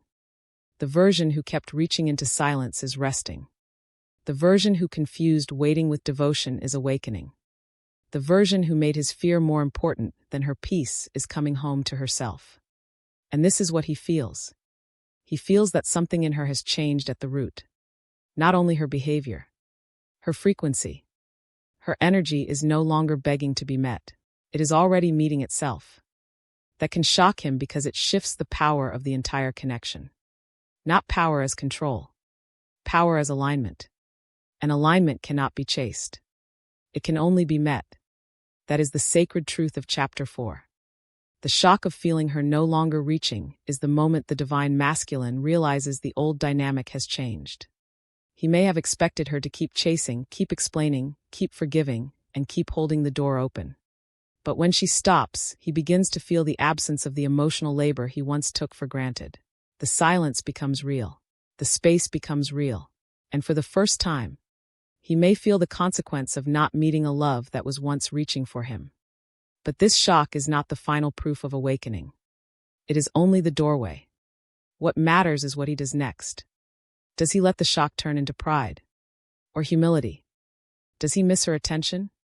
Or recognize her value? Does he wait for her to chase again? Or finally learn how to step forward with truth? That choice belongs to him. And her choice is to keep choosing herself. Because when she no longer reaches, she is not losing love. She is reclaiming the part of herself that love was never supposed to cost. That is where Chapter 4 leaves us. With the understanding that the moment he feels her no longer reaching can become a powerful awakening point. Because it reveals what he took for granted, what she carried, and what the connection becomes when she stops doing the emotional work for both. And if this chapter spoke to you, stay with me for Chapter 5. Because next we are going deeper into when he starts missing her energy, not just her attention, and why that shift marks the difference between ego reaction and true soul recognition. Chapter 5. When he starts missing her energy, not just her attention. At first, he may think he misses the attention. But then he realizes he misses her energy. That is where this chapter begins. Because when the divine feminine stops chasing, the first thing the divine masculine may notice is the disappearance of the familiar pursuit. No messages. No checking in. No emotional reaching. No warmth moving toward him even when he remains guarded. No soft attempt to understand what he refuses to explain. And at first, this may touch his ego. He may miss being wanted. He may miss being chosen. He may miss the reassurance that someone still cares. He may miss the feeling that no matter how far he retreats, she will still be there, holding space, waiting, believing, hoping. This is the first layer. And it is not yet awakening. It is ego discomfort. Because missing attention is not the same as recognizing love. Missing attention may simply mean he misses the validation. He misses the emotional comfort of knowing someone is reaching. He misses the confirmation that he still matters to her. He misses the chase because the chase made him feel important without requiring him to become vulnerable. That is why this chapter must go deeper. Because the true awakening does not begin when he misses being chased. It begins when he starts missing who she is. Her essence, her warmth, her softness, her intuition, her patience, her presence, her emotional honesty, her way of seeing him beyond the mask. That shift changes everything. Because missing attention is about what she gave him. Missing her energy is about recognizing the soul of the woman who gave it. And when the divine masculine reaches that realization, the absence becomes more than uncomfortable. It becomes sacred. He may begin to notice that what he misses is not only the messages, not only the proof that she still cared, not only the feeling of being desired. He misses the atmosphere she brought into his life, the emotional warmth, the sense of being understood, the way she could feel something before he said it, the way her presence made him feel both exposed and safe. That is different, because many people can give attention, but not everyone carries the same energy. Attention can flatter the ego. Energy touches the soul. Attention says, someone wants me. Energy says, someone sees me. Attention can be replaced. Energy cannot be easily duplicated. And this is what he begins to discover. He may surround himself with other distractions, other conversations, other people, other forms of validation. He may receive attention from someone else. He may try to prove to himself that what he misses is not her specifically, only the feeling of being wanted. But something does not land the same way. The attention may be there, but the depth is missing. The conversation may be there, but the recognition is missing. The presence may be there, but the soul resonance is missing. And this can unsettle him, because now he cannot keep reducing her to the chase. He cannot keep telling himself she was only persistent, emotional, attached, or available. He begins to understand that what she carried was not ordinary. Her energy had a quality that made parts of him feel awake. It brought something into the room that he could not manufacture, replace, or control. This is when missing becomes deeper. He may miss the way she listened. Not just because she listened to him, but because she heard what he was not saying. He may miss the way she believed in him. Not because it fed his ego, but because she saw a version of him he had not fully become yet. He may miss the way her energy softened him. Not because it made life easier, but because it made his armor feel less necessary. He may miss the way she made silence feel full. Not with pressure, but with presence. And when he realizes this, his ego has less room to hide. Because missing attention can be dismissed. He can say, I just missed the validation. But missing her energy forces a deeper truth. Something about her reached me. Something about her presence mattered. Something about the way she loved me was rare. Something in me felt different around her. That truth can be frightening. Because now the divine masculine is not only dealing with the loss of being chased. He is dealing with the loss of a sacred energetic field he may not have fully valued while it was available. And that can awaken regret. He may begin to ask, did I take her softness for granted? Did I mistake her devotion for desperation? Did I dismiss her depth because it made me uncomfortable? Did I call her intensity too much when it was actually my inability to receive what was real? These questions matter because they turn his focus inward. He is no longer simply reacting to her absence. He is examining his own inability to honor her presence. That is awakening. Because the divine masculine begins to see that her energy was not something he was entitled to. It was something she offered, something sacred, something vulnerable, something alive, something that should have been met with care, not consumed passively while he remained emotionally unavailable. This is where he may feel humbled. Because he begins to realize that while she was chasing, He may have focused on the chase itself, but not the love beneath it. He may have seen the messages, but not the courage behind them. He may have felt the reaching, but not the vulnerability it took for her to keep showing up. He may have noticed her emotional availability, but not how much strength it required for her to remain open while he was closed. Now that she has stopped, he begins to see the difference. Her attention was the surface. Her energy was the gift. Her chasing was the behavior. But beneath it was love, intuition, loyalty, compassion, and a heart that wanted to be met in truth. And when he starts missing that, something deeper inside him begins to wake. Because this is no longer about ego supply. It is about soul recognition. Ego supply says, I miss how she made me feel about myself. Soul recognition says, I miss the truth of who she is. Ego supply says, I miss being wanted. Soul recognition says, I miss being seen. Ego supply says, I want her attention back. Soul recognition says, I understand now that her presence was sacred. This shift is subtle but powerful. Because only when he moves from ego supply to soul recognition can awakening mature. Before that, he may want her to chase again simply because it soothes him. He may want the attention back because it reassures him. He may feel discomfort and call it love, when it may only be the ego reacting to no longer being the center of her emotional effort. But when he misses her energy, the feeling becomes different. It is quieter, deeper, less about being fed, more about being touched. He begins to miss not only what she did, but who she was in his life. The emotional atmosphere she created, the tenderness she carried, the mirror she became.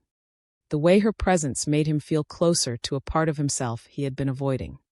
And that is the shocking truth. Sometimes what he misses most is not only her. It is the version of himself that came alive in her energy. The softer version. The honest version. The reflective version. The version who felt seen. The version who wanted to believe that love could be safe. When she stops chasing, he may begin to miss that version of himself. Because her energy gave him access to it. Not by fixing him. Not by saving him. Not by forcing him to awaken. But by being who she was. Her depth called forward his depth. Her honesty called forward his truth. Her softness called forward his tenderness. Her presence touched the hidden heart beneath his masculine mask. And when that energy is no longer reaching toward him, he may feel disconnected not only from her, but from that awakened part of himself. This can become very painful, because he may realize that he did not only push away a woman, he pushed away a mirror of his own soul. He may have resisted her because she made him feel too much. But now, without her, life may feel flatter, less emotionally alive, more ordinary, more controlled, perhaps, but less meaningful. He may realize that the peace he thought he wanted feels more like emptiness when it lacks the warmth of real connection. That is when longing deepens. At first, he missed being reached for. Now he misses being reached. There is a difference. Being reached for means someone wants access to him. Being reached means someone touched a place inside him that others do not touch. And when he understands that, her absence becomes more than silence. It becomes a soul echo. He may feel her in quiet moments. He may remember the way her energy felt. He may compare other interactions without meaning to. He may realize that attention from others does not carry the same emotional truth. He may sense that what he lost was not noise, but a frequency that made him feel seen. This realization can make him uncomfortable because it removes the illusion of replaceability. He may have thought he could replace the attention, but he cannot replace the energetic recognition. He may have thought he only liked being desired, but now he realizes he misses being understood. He may have thought he wanted her to stop pushing, but now he understands that what he truly feared was the way her presence exposed his heart. That is the deeper awakening. Her energy did not threaten him because it was wrong. It threatened the numbness. It threatened the mask. It threatened the old identity that wanted to remain untouched. And when she pulled that energy back, the part of him that had been awakened by her presence began to feel the absence. That absence becomes the teacher. It teaches him that not every connection can be replaced by attention. It teaches him that emotional safety is rare. It teaches him that a woman who sees the hidden heart is not someone to treat casually. It teaches him that when someone loves deeply, that love is not a resource to consume without reciprocity. It must be honored. And if he is awakening, he begins to understand that honor requires action. Not panic. Not possession. Not ego reaction. Action rooted in truth. Because missing her energy is not enough. He must ask what kind of man he becomes in response to that missing. Does he reach out only to get the comfort back? Or does he reach out because he is ready to bring honesty? Does he miss her because she stopped feeding his ego? Or because he finally sees her soul? Does he want access again? Or is he willing to become responsible enough to deserve access? These questions are essential, because her energy is sacred. And sacred energy should not be re-entered casually by someone who only misses what he received, but has not yet learned to give. This is why the divine feminine must remain centered. Because when he begins missing her energy, she may feel it. She may sense the pull. She may sense his thoughts. She may feel the energetic cord stirring. And if she is not grounded, she may be tempted to return too quickly, to offer warmth again, to resume the old role, to soothe the ache he is finally beginning to feel. But this is where her discernment matters. She must ask, does he miss my energy, or does he respect it? Does he want my presence, or is he ready to meet it? Does he feel the absence, or has he understood what the absence is teaching him? Does he want comfort, or has he become capable of reciprocity? These questions protect her from confusing his longing with his transformation. Because longing may be real, but it is not automatically maturity. Missing her energy may be sacred, but it is not enough unless it becomes reverence, responsibility, and changed behavior. He may miss her warmth, but can he protect it? He may miss her softness, but can he honor it? He may miss her emotional honesty, but can he meet it with his own? He may miss the way she saw him, but can he stop hiding from what she saw? That is the real test. Because if he only misses what she gave, he may return to receive again. But if he recognizes who she is, he may return with humility. There is a difference. The first returns hungry. The second returns awake. The first says, I miss how you made me feel. The second says, I see now what I failed to honor. The first wants access. The second understands access must be earned through truth, consistency, and care. That is why this chapter is so important. It separates ego reaction from true awakening. The divine masculine may first awaken through the shock of her absence, but he deepens when he realizes that what he misses is not simply her attention. It is her energy, her soul, her way of loving, her presence, her ability to call forward the hidden parts of him that wanted to become real. And if he honors that realization, it can change him. It can make him more careful, more humble, more emotionally aware, more willing to stop consuming love and start protecting it, more willing to ask what he must become in order to meet a woman who has chosen herself. That is the higher masculine path. Not to chase her because she stopped chasing him, but to awaken into the responsibility of love. To understand that she was not placed in his life to endlessly prove herself. She was placed there to mirror the truth. And when she stopped chasing, the mirror became clearer. He could finally see that her energy was never meant to be taken for granted. It was meant to be met. That is the sacred truth of Chapter 5. When he starts missing her energy, not just her attention, he begins moving from ego discomfort into soul recognition. At first, he may miss being wanted, missed, pursued, or emotionally reassured. But the deeper awakening begins when he misses her essence. The warmth, softness, intuition, presence, honesty, and emotional safety that made him feel seen beneath the mask. And for her, the message is clear. Do not rush back because he misses your energy. Let him learn to honor it. Do not mistake longing for readiness. Let him show responsibility. Do not give sacred access to a man who only misses the comfort of being loved, but has not learned how to love with maturity. Because your energy is not a temporary shelter for someone avoiding himself. Your energy is sacred. It is not something to chase with. It is not something to bargain with. It is not something to pour endlessly into silence. It is something to protect, embody, and share only where it is honored. And if he truly awakens, he will not only miss it, he will respect it. That is where Chapter 5 leaves us, with the understanding that the true shift begins when he stops missing only the chase and starts recognizing the woman behind it. Her attention may have fed his ego, but her energy touched his soul.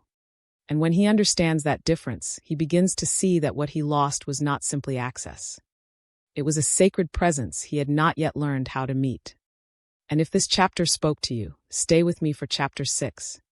Because next we are going deeper into why her self-respect activates his awakening, and how the moment she chooses herself becomes the moment he is forced to see the responsibility he avoided. Chapter 6. Why her self-respect activates his awakening. Her self-respect can awaken him more deeply than her chasing ever could. That is where this chapter begins. Because when the divine feminine chases, she may be pouring love into the connection, but she is also keeping the old pattern alive. She is giving, reaching, explaining, holding, forgiving, and extending herself into his silence. And while that may come from a pure heart, it can also allow the divine masculine to remain passive. He can feel her effort without having to fully meet his own. He can feel her love without having to face his absence. He can feel the connection without having to become responsible for the way he handles it. But when she chooses self-respect, everything changes. She is no longer available for imbalance. She is no longer willing to keep proving her love to someone who refuses to meet her with clarity. She is no longer sacrificing her peace to protect his comfort. She is no longer making excuses for emotional absence just because she can sense the hidden heart behind it. And this shift can activate something inside him. Not because she is trying to force his awakening, but because her self-respect removes the old energetic agreement. Before, the agreement was unconscious. He pulls away. She reaches. He goes silent. She explains. He becomes uncertain. She waits. He hides behind fear. She holds the connection from both sides. But when self-respect rises in her, that agreement ends. She steps out of the pattern.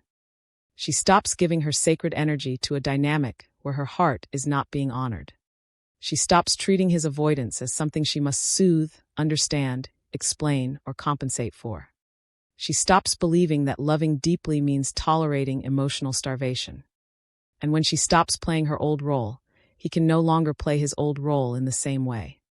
That is why her self-respect becomes activating. Because it changes the mirror. When she was chasing, the mirror reflected her effort, her longing, her desire to make things work, her willingness to love through silence, her hope that the hidden truth would eventually become visible. But when she chooses herself, the mirror reflects something else. His passivity, his silence, his lack of movement, his emotional absence, his unwillingness to meet the connection with the same courage she once brought to it. And that reflection can be confronting. Because he may have been comfortable when her love made him feel wanted. But he may not be comfortable when her self-respect makes him feel accountable. He may have felt safe when she was reaching, because her reaching kept the connection emotionally alive without asking him to step fully into vulnerability. But when she no longer reaches, his own lack of participation becomes impossible to ignore. Her self-respect does not attack him. It exposes the truth. It says without words, I will not carry what you refuse to face. I will not keep giving where there is no reciprocity. I will not abandon myself to prove that this connection is real. I will not make your fear more important than my peace. And if he is even beginning to awaken, he will feel that. He will feel that the old dynamic is no longer available. He will feel that her love may still be real, but her self-abandonment is no longer on the table. He will feel that access to her energy now requires something more than hidden feelings and silent longing. It requires responsibility. This can be a shock to the divine masculine, because self-respect feels very different from chasing. Chasing gives him the sense that she is still oriented around him. Self-respect shows him that she is now oriented around truth. Chasing says, please see me.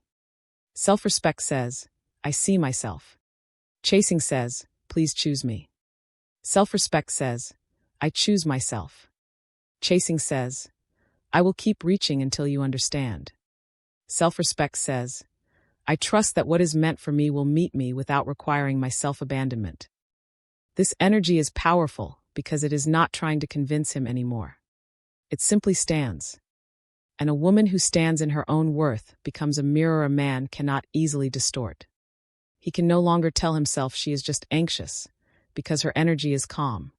He can no longer tell himself she is only chasing, because she is not chasing anymore.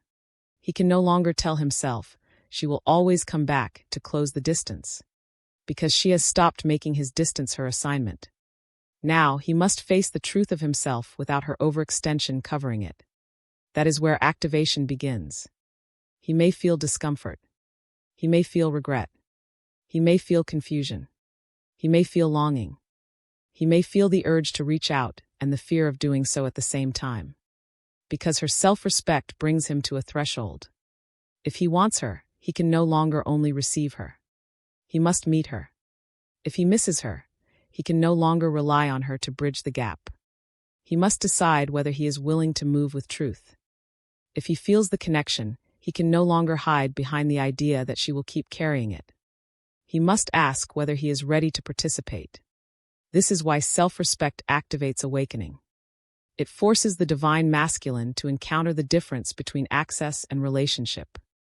Access means he can feel her when he wants to, respond when he feels safe, retreat when he feels overwhelmed, and still trust that she will remain emotionally available. Relationship requires mutual presence, mutual honesty, mutual effort, mutual respect, mutual responsibility for what is created between two hearts. When she stops chasing, he loses easy access to her energy. And if he wants something real, he has to mature beyond access into relationship. That is a major shift. Because the unawakened masculine may want access without accountability. He may want the comfort of her warmth without the vulnerability of his own truth. He may want the feeling of being loved without the responsibility of loving with consistency. He may want her softness available when he is ready, while ignoring the fact that her softness also needs safety. But her self-respect says, no, not as punishment, as alignment, no to imbalance, no to emotional crumbs, no to hidden feelings that never become action, no to a connection where one person keeps proving love while the other keeps avoiding responsibility. This no is sacred, because it protects her, and it awakens the field. It tells the divine masculine that the old version of the connection cannot continue. If there is to be anything real, it must be built from a higher place. A place where he shows up. A place where he speaks honestly. A place where he respects her boundaries. A place where he stops using her love as a substitute for his own courage. That is why her self-respect may activate his deepest reflection. He may begin to think about how she used to show up. How she waited. How she gave. How she tried. How she saw him. How she kept believing in something he would not fully honor. And then he may compare that to her energy now. Grounded. Quiet. Centered. No longer begging. No longer orbiting. No longer making herself emotionally available to a dynamic that costs her peace. This contrast can wake him up, because it shows him that she did not stop because she was weak. She stopped because she became strong. She did not stop because love disappeared. She stopped because self-love finally became stronger than fear. She did not stop because the connection meant nothing. She stopped because she finally realized she meant something too. That is the moment he may begin to see her differently. Not as someone who chased him, but as someone who loved deeply and then chose herself when love became imbalanced. That realization can create respect. And respect is different from desire. Desire can want. Respect can honor. Desire can pull. Respect can mature. Desire may want her back.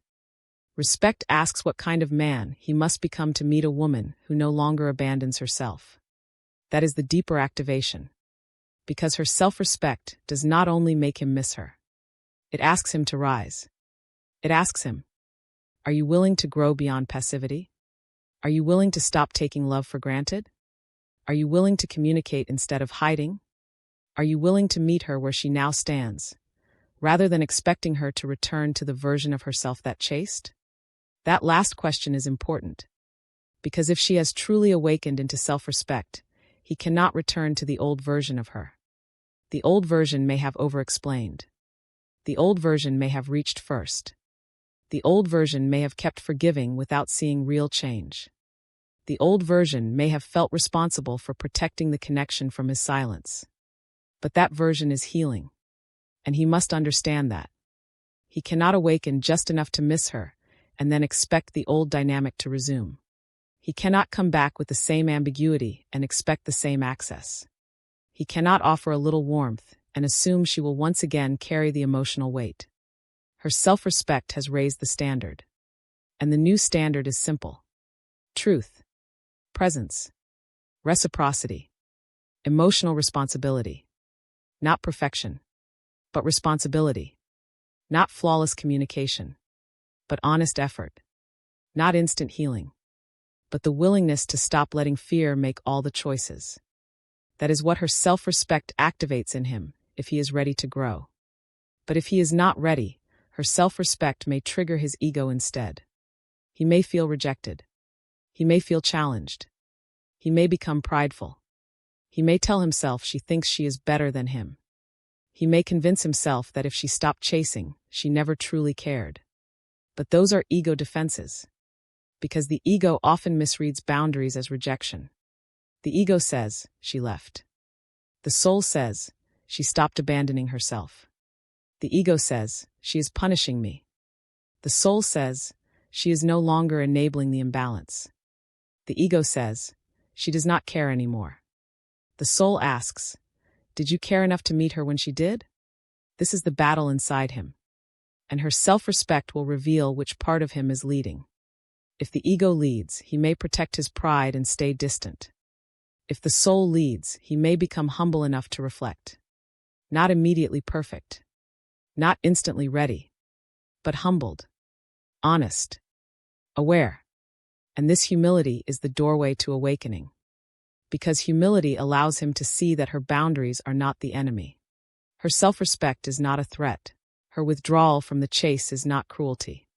It is truth finally correcting a pattern that was hurting her. And if he loves her, or if his soul recognizes the connection, he must respect the truth that she cannot keep losing herself for him. That understanding can transform him. It can make him more careful with her energy. It can make him more aware of what it means to receive someone's softness. It can make him ask whether he has been worthy of the trust she offered. It can make him see that love is not proven by how much someone will endure for him, but by how responsibly he can show up for the love he receives.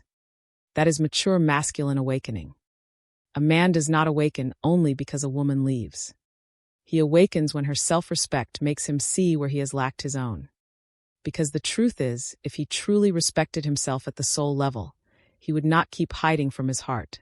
He would not keep avoiding emotional truth. He would not keep allowing fear to turn him into someone passive, silent, or unavailable. His lack of responsibility toward her is often connected to his lack of integrity with himself. Her self-respect becomes a mirror of the respect he must develop inside. She chooses herself, and he is invited to choose his higher self. She stops abandoning herself, and he is invited to stop abandoning his own heart. She stops chasing, and he is invited to stop running. That is the sacred polarity. Her grounded feminine energy becomes a call to his mature masculine energy. Not by force, by truth. Not through pursuit, through presence. Not through overgiving, through self-honoring. This is why her self-respect is so activating. It carries the frequency of alignment, and alignment does not beg to be chosen. It simply reveals who is ready to meet it. If he is ready, he will begin to rise. If he is not, he may fall away. And both outcomes reveal truth. That is the part the divine feminine must remember. Her self-respect is not a strategy to guarantee his awakening. It is a commitment to herself. She does not choose herself, so he finally chooses her. She chooses herself because she is worthy of being chosen by her own soul. She does not set boundaries, so he panics. She sets boundaries because her peace matters. She does not stop chasing so he misses her. She stops chasing because her energy is sacred and no longer available for dynamics that require her to disappear from herself. That is the difference between empowerment and manipulation. Empowerment stands in truth without trying to control the outcome. Manipulation withdraws while secretly watching, waiting, and measuring whether he reacts. Empowerment says, I release the chase because I choose peace. Manipulation says, I will stop chasing so he will finally chase me. One is freedom. The other is still attachment wearing a different costume. And this chapter is about freedom. The freedom she finds when self-respect becomes stronger than fear. And the awakening he may experience when her freedom reveals what his passivity has cost. Because when she stops chasing, the energetic field becomes honest. No more false movement. No more one-sided effort pretending to be a mutual connection. No more overgiving disguised as unconditional love. No more him receiving the benefits of intimacy without bringing the responsibility intimacy requires. Now only truth remains. And truth asks him, do you want this enough to grow? Do you respect her enough to meet her differently? Do you respect yourself enough to stop hiding? Do you understand that her love was not weak just because it was soft? Do you understand that her self-respect is not the end of love, but the end of imbalance? These questions can awaken him deeply, because they do not simply ask whether he misses her. They ask who he is willing to become. And that is the real awakening. Not missing. Becoming. Not longing. Responsibility. Not wanting access. Learning how to honor what access means. For the divine feminine, this is where her power must remain steady. Because when he begins to feel activated by her self-respect, he may test the waters. He may send a small message. He may appear with curiosity. He may try to feel whether the old door is still open. He may offer a little warmth to see if she returns to the old dynamic. This is where she must stay conscious. Not closed. Conscious. She can respond from peace if it feels aligned. She can hold compassion. She can remain kind. But she does not have to abandon the standard she found through healing. She can ask, is there honesty here? Is there accountability here? Is there changed energy here? Is there real presence here? Or is this just the old pattern trying to reopen through a softer doorway?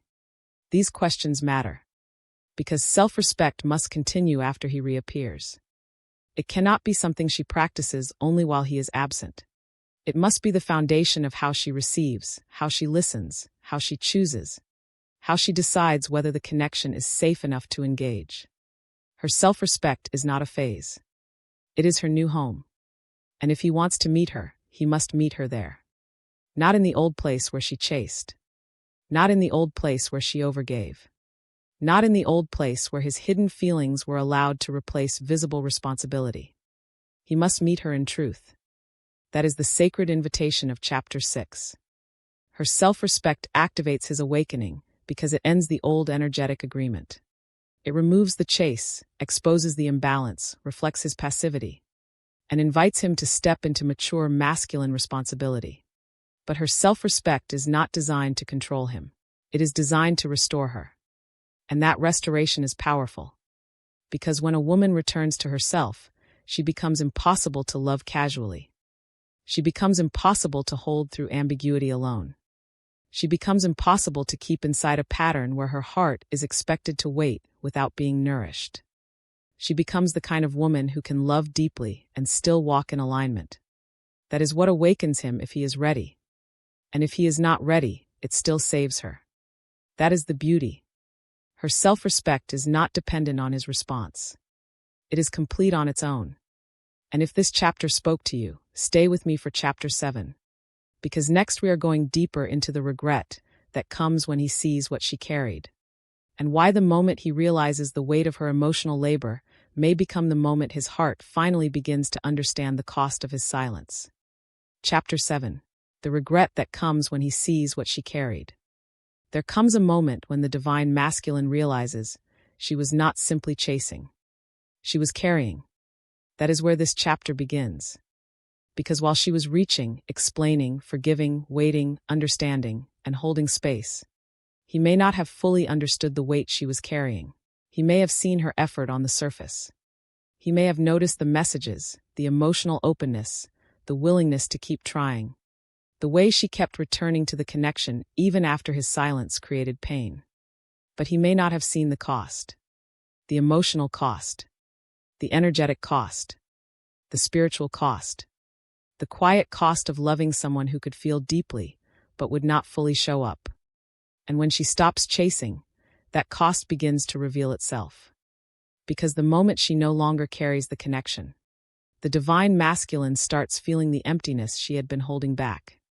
He begins to sense the silence she had been softening. He begins to understand the emotional labor she had been doing while he remained protected behind his wall. And that understanding can awaken regret. Not shallow regret. Not the regret of losing attention. Not the regret of missing comfort. But the deeper regret that comes when he finally sees what she carried alone. She carried hope when he gave uncertainty. She carried softness when he gave distance. She carried faith when he gave silence. She carried emotional courage when he stayed hidden behind fear. And when he begins to see that, something in him may ache. Because now her love no longer looks like pressure. It looks like devotion. Her reaching no longer looks like neediness. It looks like courage. Her desire for clarity no longer looks like too much. It looks like a heart trying to create safety in a connection where he kept leaving emotional gaps. This realization can humble him deeply. Because he may begin to understand that his silence was not neutral. His distance was not harmless. His avoidance did not exist in an empty room. Every time he pulled back without explanation, she had to hold the questions. Every time he went cold after warmth, she had to hold the confusion. Every time he offered a little closeness and then disappeared into fear, she had to hold the emotional impact of that contrast. She carried what he would not name. That is one of the most painful truths he may begin to face. Because while he was avoiding his feelings, she was often managing the consequences of his avoidance. While he was trying not to feel too much, she was feeling everything. While he was protecting himself from vulnerability, she was trying to stay open inside uncertainty. And that is a heavy thing to carry. She may have carried the hope that one day he would become honest. She may have carried the belief that beneath the mask, he was softer than he appeared. She may have carried the spiritual knowing that the connection meant something. She may have carried the emotional translation of his fear, telling herself, he is not cold. He is scared. He is not absent. He is overwhelmed. He is not indifferent. He just does not know how to handle this. And maybe some of that was true. Maybe he was scared. Maybe he was overwhelmed. Maybe he was not indifferent. Maybe he did feel more than he knew how to show. But even if that was true, she still carried too much. Because understanding someone's fear does not erase the weight of being hurt by it. This is where the divine masculine may begin to feel regret differently. He may regret not only what he lost, but what she endured while loving him. He may remember the times she tried to communicate, and he shut down. He may remember the softness in her voice when she asked for honesty. He may remember the way she kept offering him the benefit of the doubt. He may remember how she tried to keep the connection alive while he was still deciding whether he had the courage to meet it. And suddenly, the memory does not feel flattering. It feels heavy. Because he sees that her effort was not something to consume. It was something to honor. And he did not honor it fully. That is the regret. The regret of realizing that someone was giving him sacred emotional energy, while he was still hiding from the responsibility of receiving it. He may begin to ask himself, did I let her carry the emotional weight because it was easier for me? Did I rely on her patience while avoiding my own courage? Did I confuse her understanding with permission to remain unclear? Did I take her softness for granted because I thought she would always come back? These questions can become painful, but they are necessary. Because regret becomes sacred only when it turns into responsibility.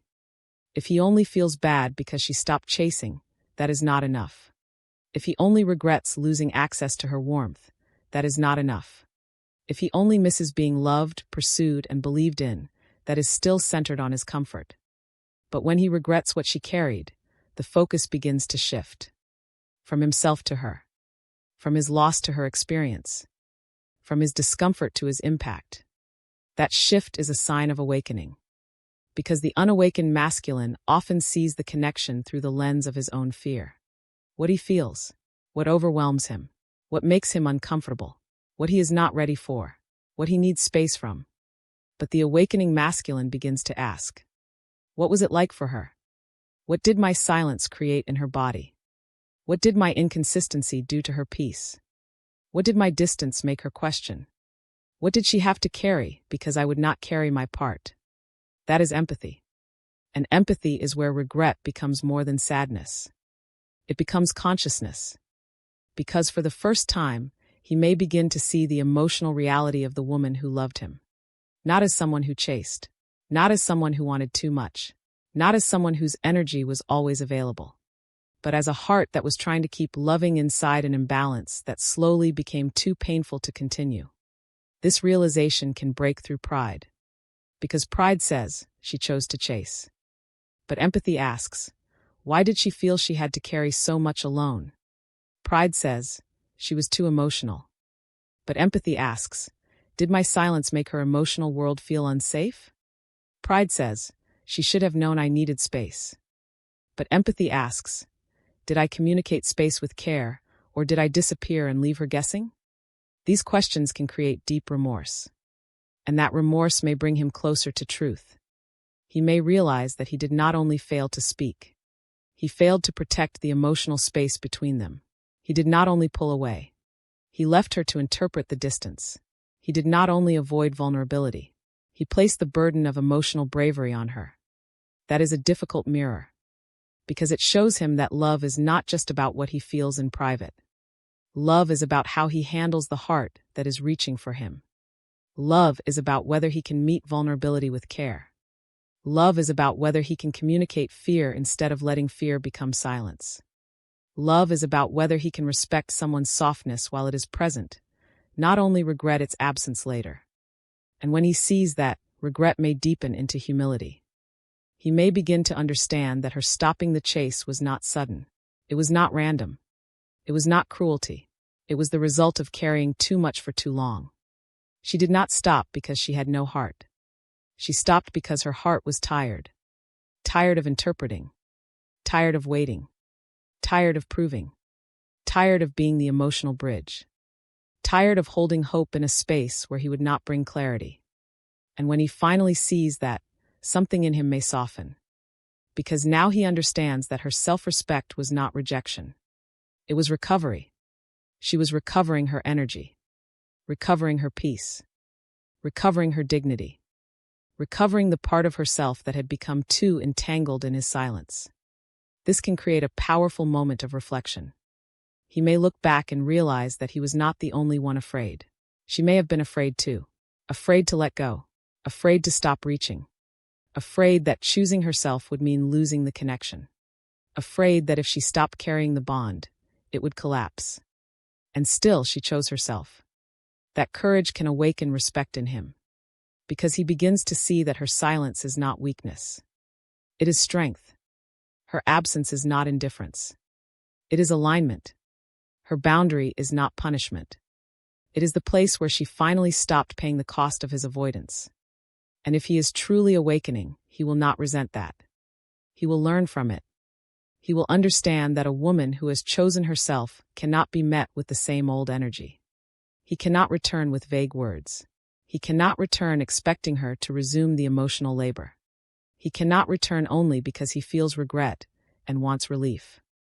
If he returns, he must return differently. With accountability. With humility. With the willingness to acknowledge what she carried without turning it into a speech about his pain. Because this is another important truth. His regret should not become another burden for her to carry. If he comes back only to tell her how bad he feels, hoping she will soothe him, then he is still placing emotional labor on her. If he returns needing reassurance that he is not a terrible person, he may be asking her to carry his guilt after she already carried the connection. If he apologizes in a way that centers his discomfort instead of her experience, then the old imbalance continues in a new form. True regret does not ask the wounded person to provide comfort. True regret offers recognition. It says, I see what you carried. I understand that my silence affected you. I know my inconsistency created confusion. I am not here to ask you to fix my guilt. I am here to take responsibility for my part. That is the difference between guilt and accountability. Guilt wants relief. Accountability wants repair. Guilt says, I feel bad. Accountability says, I understand why this hurt you. Guilt makes the moment about his emotional discomfort. Accountability makes space for her truth. And this is what the divine masculine must learn if his regret is going to become awakening. He must not use regret as another way to receive from her. He must let regret teach him how to give. Give honesty. Give clarity. Give respect. Give emotional maturity. Give the acknowledgement he withheld when she was still reaching. That is how regret becomes sacred. It matures him.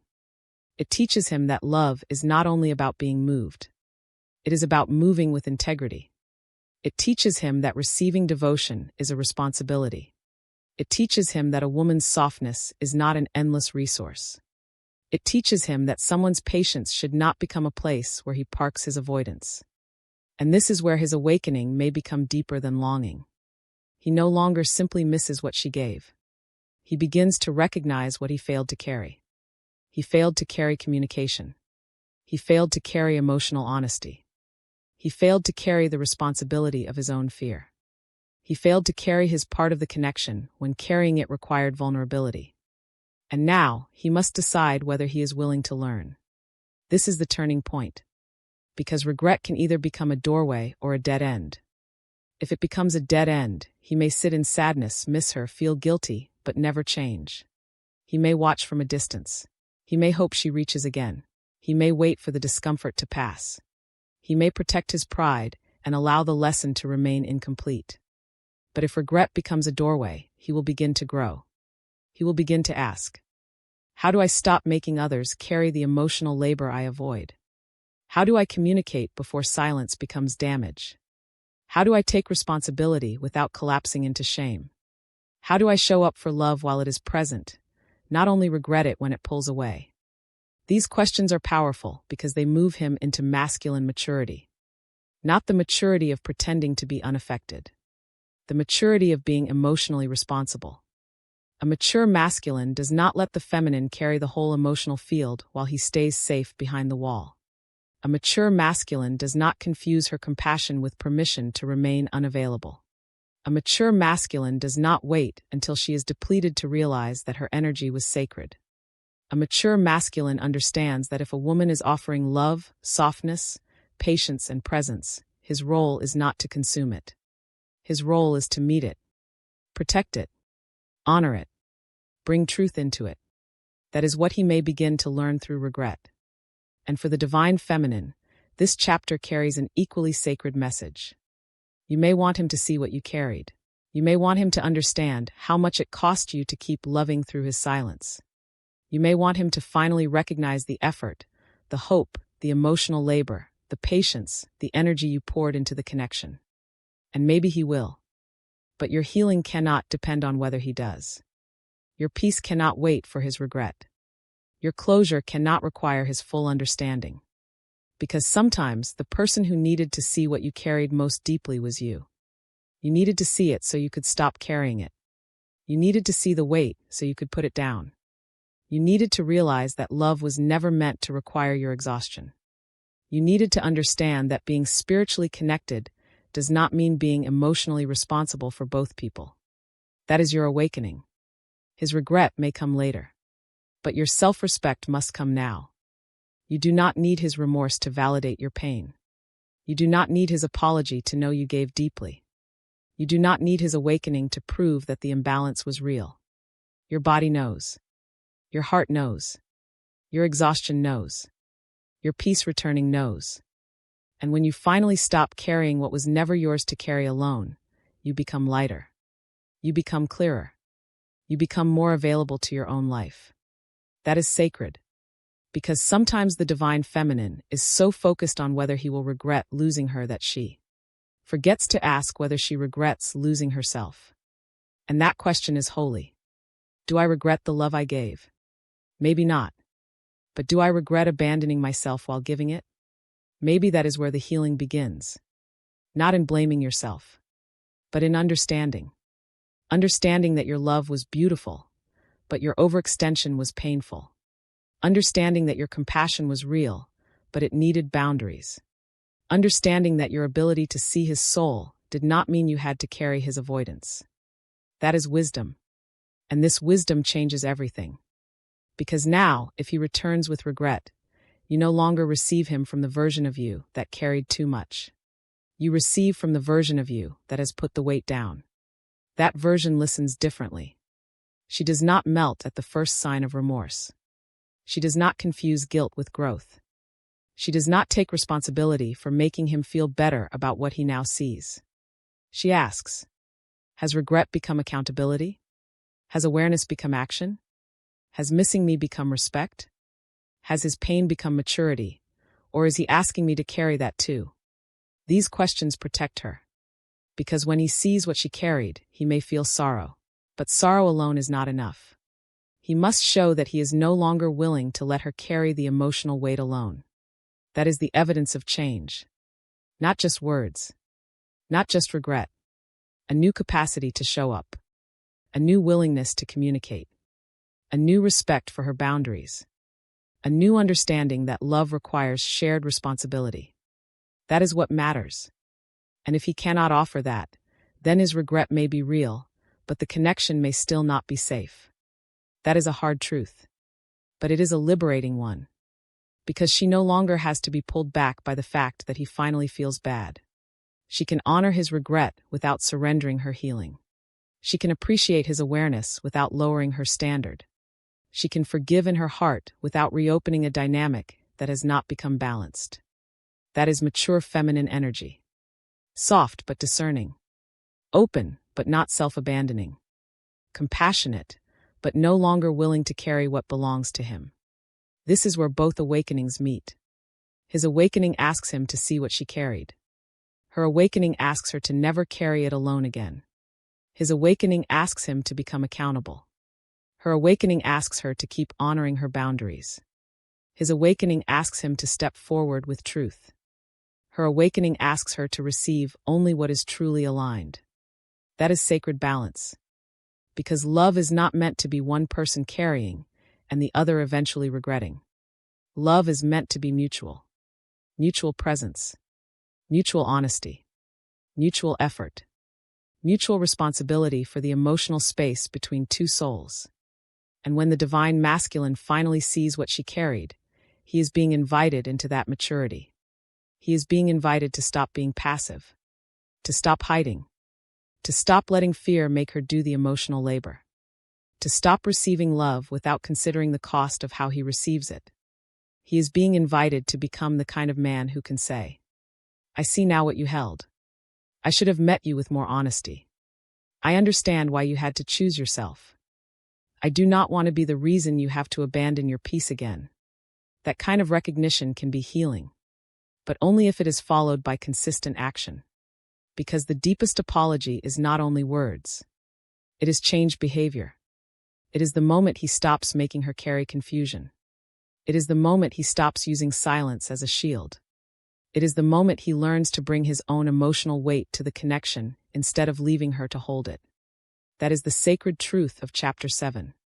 The regret that comes when he sees what she carried can become a major turning point in his awakening. He realizes she was not simply chasing. She was carrying hope, emotional labor, softness, forgiveness, patience, and the weight of the connection while he stayed guarded. That realization may humble him, awaken empathy, and invite him into true masculine responsibility. But for her, the message is equally clear. You do not need to keep carrying something just so he can one day understand its weight. Put it down now. Come back to yourself now. Let him feel what he must feel. Let him learn what he must learn. And let your own soul breathe again. Because the love that is meant for you will not require you to become exhausted in order to be understood. That is where Chapter 7 leaves us. with the understanding that his regret may begin when he finally sees the weight of what she carried. But her healing begins when she stops carrying it. And if this chapter spoke to you, stay with me for chapter 8.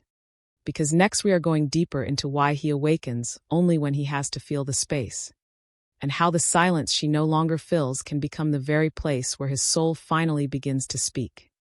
Chapter 8. Why he awakens only when he has to feel the space. Sometimes he does not awaken while she is speaking. He awakens when she stops filling the silence. That is where this chapter begins. Because as long as the divine feminine is still chasing, the space between them is never truly empty. Even if he is quiet, her energy is still moving. Even if he is distant, her heart is still reaching. Even if he refuses to give clarity, her hope is still trying to create meaning out of his silence. So he never has to feel the full space. She feels it for him. She feels the ache. She feels the uncertainty. She feels the emotional gap. She feels the weight of everything unsaid. She feels the distance and then tries to close it.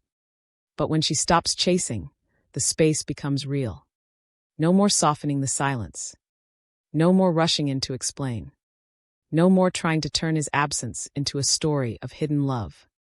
No more pouring energy into the gap, so he does not have to feel how wide it has become. And this is why awakening can begin. Because now he has to feel the space. Not the idea of space. The reality of it. The empty room where her voice used to be. The quiet phone where her name used to appear. The absence of the energy that once leaned toward him. The emotional stillness that no longer protects him from his own lack of movement. At first, he may feel relief.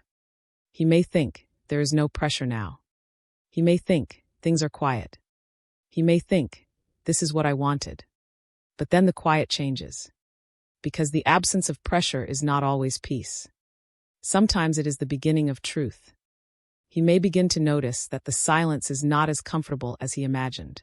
He may realize that without her reaching, there is nothing distracting him from the emotional reality of his own distance. There is no one asking for answers. No one trying to make the connection feel alive. No one reminding him through effort that love is still waiting at the door. Now he must ask himself, do I feel peace? Or do I feel emptiness? Do I feel free? Or do I feel the absence of something I did not fully honor? Do I feel relieved because I am healed? Or relieved because I no longer have to face what she was asking me to face? These questions can begin to awaken him. Because space has a language. And when she stops filling it, the space begins to speak. It speaks through memory. It speaks through longing. It speaks through restlessness. It speaks through the strange realization that her absence is not as neutral as he expected it to be. This is the moment he begins to understand that her chasing was not the only thing keeping the connection alive. Something inside him was connected too. Because if he feels nothing, the space would be empty. But if the space feels charged, heavy, alive, or unfinished, then the truth is still there. And that truth can unsettle him. Because as long as she was chasing, he could tell himself that the intensity belonged mostly to her. He could say, she is the one who keeps reaching. He could say, she is the one who keeps feeling into this. He could say, she is the one who cannot let go. But when she stops and the feeling remains, he can no longer place all of it on her. Now he has to face his own side of the energetic field. His own attachment. His own longing. His own unresolved emotion. His own silence that now has no one else to soften it. That is why space becomes the teacher. It shows him what is his. Not what she projected. Not what she chased. Not what she explained. Not what she tried to prove. His feeling. His absence. His responsibility. His unfinished truth. And this can be deeply uncomfortable for the divine masculine. Because feeling the space means feeling the consequence of not showing up. It means feeling what happens when love is no longer being carried by the other person. It means feeling the difference between a connection that is mutually held and a connection that survives only because one person keeps feeding it. He may begin to realize that her pursuit kept him from touching the full consequence of his passivity. When she chased, there was always movement. Now there is stillness. When she explained, there was always emotional content. Now there is quiet. When she forgave quickly, there was always a reset. Now there is reflection. When she reached first, there was always a bridge. Now he sees the distance. And that distance asks him, are you going to cross? Or are you going to keep standing there, waiting for her to build the bridge again? That question is powerful, because it demands participation. It asks him whether he wants the connection enough to move. It asks him whether his feelings are strong enough to become action. It asks him whether he is willing to stop being the passive receiver of her love and become an active participant in the truth between them. This is where awakening begins to separate from ego reaction. The ego may miss being chased, but the soul feels the space. The ego may want her to reach again, but the soul asks why he never reached with the same courage. The ego may protect pride, but the soul begins to feel the cost of pride. The ego may say, let her come back. But the soul whispers, what if this time you are the one being asked to grow? That is the deeper invitation. Because when she stops chasing, she is not only removing her pursuit. She is removing the old excuse. He can no longer say he is overwhelmed by her reaching if she is not reaching. He can no longer say he needs space from her intensity if she has withdrawn into her own peace. He can no longer blame her emotional expression if she is now silent, centered, and focused on herself. So what remains? His own fear, his own longing, his own lack of movement, his own truth. This is why he may awaken only when he has to feel the space. Because before that, her energy gave him something external to focus on.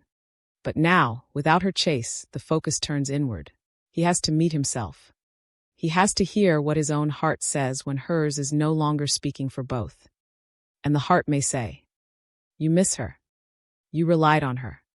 You let her carry too much. You called her love pressure because you were afraid to receive it. You wanted space, but now you are learning that space without truth becomes emptiness. This can be hard to hear. So he may resist. He may distract himself. He may act unaffected. He may wait for the feeling to pass. He may convince himself that if he stays silent long enough, the space will eventually become normal. But if the connection has touched something real, the space may not become normal.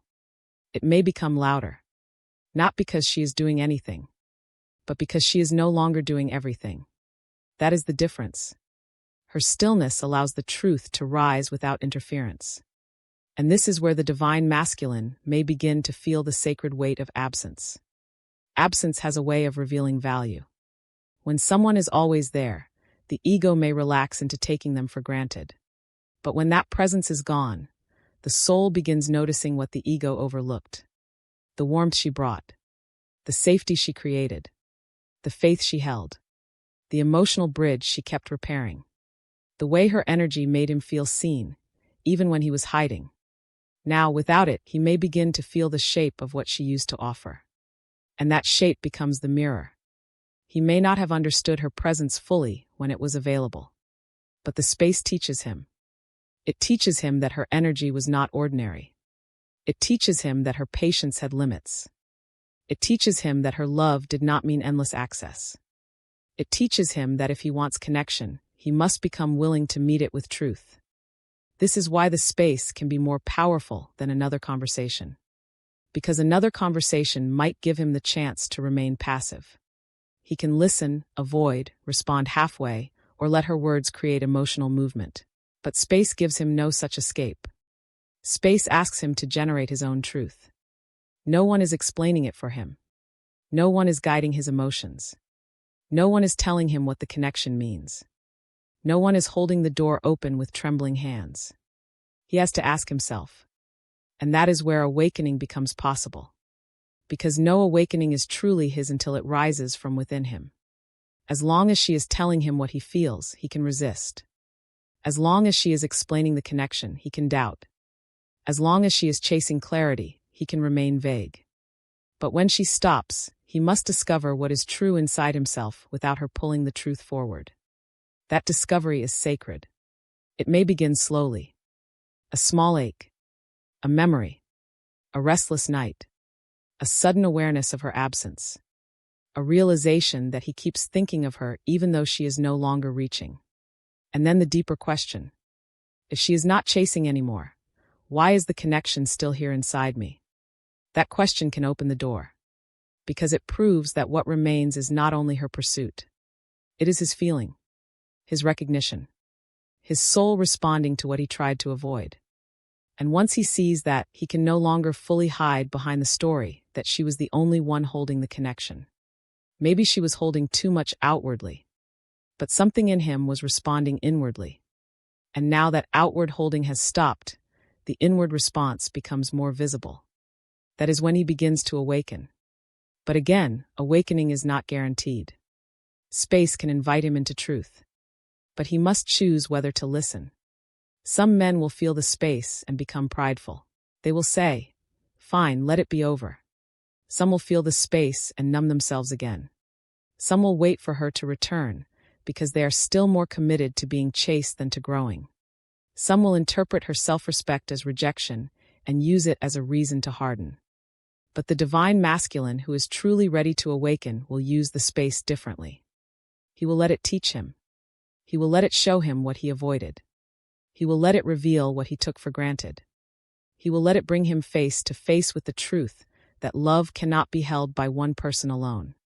And if he is brave, he will ask, "What is this space showing me about myself? What did I fail to honor? Why did I need her to chase before I could feel safe?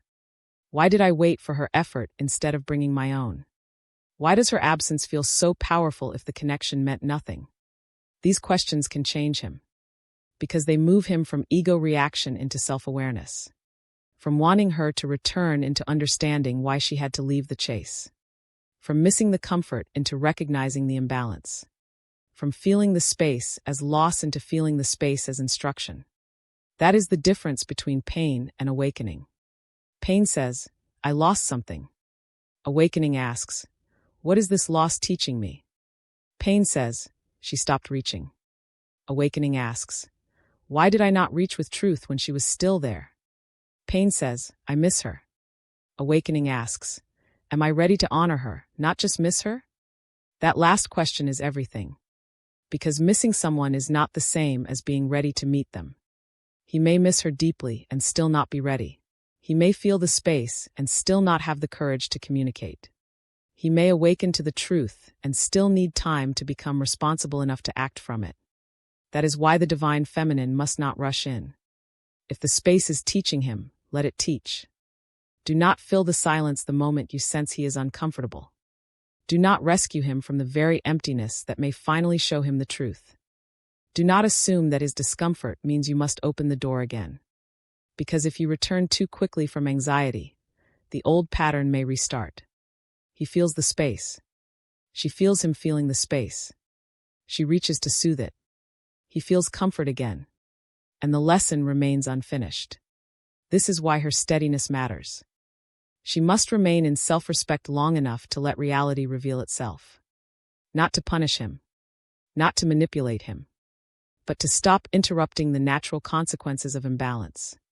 If he wants to meet the connection, he must learn to move through the space with his own courage.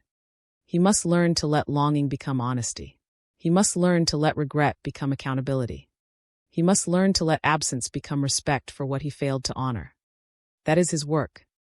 And her work is to not make his work her responsibility. This is sacred for both. Because the space does not only teach him. It teaches her. It teaches her that she can survive not chasing. It teaches her that her peace returns when her energy returns. It teaches her that silence is not always something she must fix. It teaches her that love does not need to be proven through pursuit. It teaches her that her nervous system deserves rest after carrying too much. This is her healing. At first, the space may scare her too. She may feel the urge to reach. She may wonder if he is forgetting. She may fear that if she stops, everything will disappear. She may question whether choosing herself means closing the door forever. But then, slowly, she begins to feel something else. Relief. The relief of not carrying both sides. The relief of not translating silence. The relief of not trying to make someone else's fear make sense. The relief of finally letting her own soul breathe. That relief is sacred, because it tells her that self-respect is not loss. It is return. And from that return, she becomes clearer. She can see whether he truly rises. She can feel whether the dynamic changes. She can discern whether any return comes from ego discomfort or genuine responsibility. She can choose from alignment instead of anxiety. That is feminine awakening. Not closing the heart. Centering it. Not becoming cold. Becoming whole. Not withdrawing to make him chase. Withdrawing from the pattern that made her abandon herself. And if he awakens in the space, then the connection may meet a new possibility. A possibility not built on chasing. Not built on fear. Not built on one person overgiving and the other hiding. But built on truth. On mutual movement. On honest communication. On respect for boundaries. On the understanding that love cannot be sustained by absence and pursuit. It must be sustained by presence. But if he does not awaken, the space still serves her. Because it gives her clarity. It shows her whether he is willing to move. It shows her whether he values her enough to respect her silence instead of resenting it. It shows her whether he can let absence teach him, or whether he will only protect his pride. Either way, the space reveals truth. And truth is a gift. Sometimes painful, but always sacred. That is why the space must not be feared. Because the space is where illusions fall. The illusion that she must chase to be loved. The illusion that he can stay passive and still be met. The illusion that silence means nothing. The illusion that love can survive forever without reciprocity. The illusion that a connection is balanced simply because one person feels it deeply. The space reveals what is real. If his feelings are real, they will eventually meet him there. If his awakening is real, it will begin to ask for responsibility. If the connection is meant to mature, it will need more than her effort to survive. And if it fades because she stopped chasing, then what faded was not the sacred truth. It was the imbalance. That is a difficult but liberating truth. Because real love does not require one person to disappear into the pursuit of another. Real love does not require endless reaching into silence. Real love does not ask the divine feminine to abandon her peace, so the divine masculine never has to feel his own absence. Real love can survive truth. And if it cannot survive her self-respect, it was not ready to become love in the open. This is where Chapter 8 becomes empowering. Because his awakening may happen when he has to feel the space. But her liberation happens when she stops fearing it. She no longer sees space as the enemy. She sees space as clarity. Space shows what he chooses. Space shows what she needs. Space shows whether longing becomes maturity. Space shows whether silence becomes truth or simply remains avoidance. And from that clarity, she becomes free. Free to receive what is real. Free to release what remains hidden. Free to stop confusing her chase with destiny. Free to let the divine masculine meet himself without making her heart the price of his lesson. That is sacred self-respect. And that is why the space matters. Not because it guarantees his return, but because it ends the old pattern. It returns both people to the truth of their own choices. He must choose whether to awaken. She must choose whether to remain aligned. He must choose whether to step forward. She must choose whether what steps forward is truly mature enough to receive. He must choose whether to honor the love. She must choose whether the love honors her back. That is the higher path. That is where spiritual connection becomes embodied wisdom. That is where longing becomes responsibility or dissolves into lesson. That is where love stops being a chase and becomes a mirror of who each person is willing to become. That is the sacred truth of Chapter 8. He awakens only when he has to feel the space because the space removes the cushion of her chasing. Without her constant reaching, he must confront his own longing, silence, passivity, and unfinished truth. The space becomes a teacher. It shows him what he took for granted, what he avoided, and whether he is willing to move from hidden feeling into conscious responsibility. But the space also teaches her. It teaches her that she does not have to fill every silence. She does not have to rescue him from the absence he created. She does not have to chase in order to prove love. She can let the space reveal what is real while she remains rooted in herself. And that is where Chapter 8 leaves us, with the understanding that space is not always separation. Sometimes space is revelation. Sometimes it is the first place where he hears his own heart, and the first place where she finally hears hers again. If this chapter spoke to you, stay with me for Chapter 9, because next we are going deeper into the difference between chasing him and choosing herself, and why stopping the chase is not a strategy to win him back. It is the sacred moment she returns to her own power. Chapter 9. The difference between chasing him and choosing herself. There is a moment when the divine feminine finally understands the difference. Chasing him is not the same as choosing love, and choosing herself is not the same as giving up. That is where this chapter begins. Because for a long time, she may have believed that if she stopped chasing, it meant she was abandoning the connection. She may have believed that if she stopped reaching, she was closing the door. She may have believed that if she stopped explaining, checking, waiting, forgiving, hoping, and holding the emotional thread, then somehow she was betraying the depth of what she felt.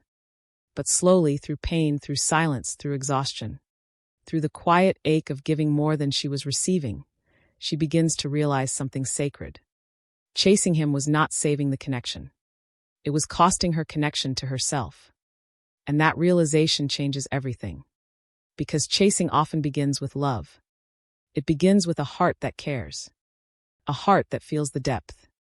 A heart that senses the truth behind his silence. A heart that believes there is more inside him than what he is showing. She may chase because she can feel his hidden tenderness. She may chase because she knows he is afraid. She may chase because she sees the boy inside the man, the wound behind the wall, the softness behind the mask. She may chase because she believes that if she can just love him correctly, gently enough, patiently enough, deeply enough, he will finally feel safe enough to awaken. But somewhere along the way, love can become overextension. Compassion can become self-abandonment. Patience can become waiting in pain. And holding space can become holding a connection that he is not actively choosing to hold with her. That is where the difference begins to matter. Chasing him says, I will keep reaching until you finally understand. Choosing herself says, I trust that I do not have to lose myself to be understood. Chasing him says, I will prove my love by staying available. Choosing herself says, my love is real, but my availability requires respect. Chasing him says, I will keep trying to awaken you. Choosing herself says, your awakening belongs to you, and my healing belongs to me. This is not a small shift. It is a spiritual initiation. Because the divine feminine's deepest wound is often not that she loves too much. It is that she forgets to include herself inside that love. She can hold compassion for everyone else's pain, but abandon her own. She can see the divine masculine's fear, but ignore the way his fear affects her. She can understand his wounds, but forget that her heart is also worthy of protection. And when she stops chasing, she is not saying the love was false. She is saying, I must love myself too. That is the turning point. Because chasing him keeps her energy outside of herself. Her thoughts orbit him. Her emotions respond to him. Her peace depends on him. Her sense of clarity becomes tied to whether he finally speaks, finally chooses, finally understands, finally returns. But choosing herself brings her energy home. Back to her body. Back to her breath. Back to her intuition. Back to her own future. Back to the part of her that existed before the chase began. This is why stopping the chase feels frightening at first. Because when her energy has been wrapped around him for so long, coming back to herself can feel like withdrawal. It can feel empty. It can feel unfamiliar. She may not know what to do with all the energy she used to spend decoding him. She may feel the silence and wonder if she made a mistake. She may feel the urge to reach one more time, to explain one more time, to check one more sign, to send one more message that opens the door again. But then she pauses, and she asks herself, am I reaching from love? Or from fear? Am I reaching because my soul is at peace? Or because my nervous system cannot tolerate the unknown? Am I reaching because there is truth to share? Or because I am afraid he will forget me if I stop reminding him I am here? These questions become her medicine, because they reveal the difference between aligned action and anxious pursuit. Aligned action comes from peace. Chasing comes from panic. Aligned action respects both hearts. Chasing abandons one heart to reach the other. Aligned action says, I can speak my truth and still remain grounded. Chasing says, I must keep speaking until you give me relief. That difference is everything. Because choosing herself does not mean she becomes silent out of bitterness. It does not mean she becomes cold. It does not mean she acts indifferent while secretly hoping he suffers. It does not mean she uses distance as a weapon to force him into awakening. That is not self-respect. That is still attachment wearing the costume of detachment. True choosing herself is clean. It does not need to punish him. It does not need to prove anything. It does not need to make him feel loss. It does not need to control whether he awakens or not. It simply says, I am no longer available to abandon myself. That sentence is powerful, because when she chooses herself, she stops making his growth the center of her life. She stops measuring her worth by his capacity to recognize it. She stops turning his silence into a puzzle she must solve. She stops treating his fear like an emergency she must rescue him from. She begins to understand. If he is meant to awaken, he must awaken from within. If he is meant to grow, he must choose growth. If he is meant to meet her, he must meet her with his own feet, his own truth, his own courage. She cannot keep walking the path for both of them. And this is where her energy becomes sacred again. Because chasing often drains the feminine. It drains her softness. It drains her confidence. It drains her nervous system. It drains her trust in her own intuition. It drains the joy and magnetism that once came naturally to her.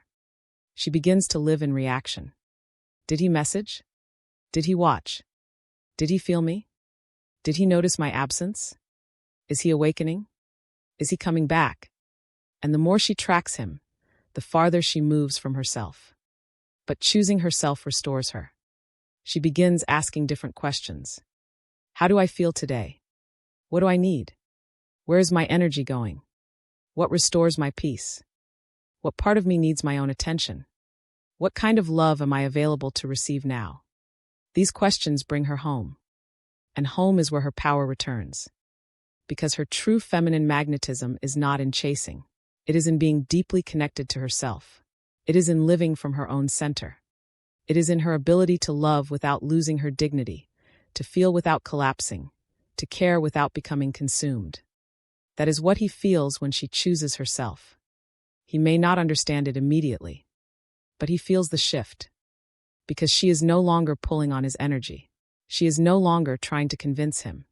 She is no longer waiting outside the locked door of his emotional unavailability. She is no longer sending her life force into the question of whether he will finally become ready. She becomes present with herself. And that presence changes the entire dynamic. Because chasing creates pressure. Choosing herself creates space. Chasing says, come toward me. Choosing herself says, I am already here with myself. Meet me here or do not. That energy is not aggressive. It is grounded. It is calm. It is clear. And it is powerful because it does not need his immediate response to remain whole. That is the difference he can feel.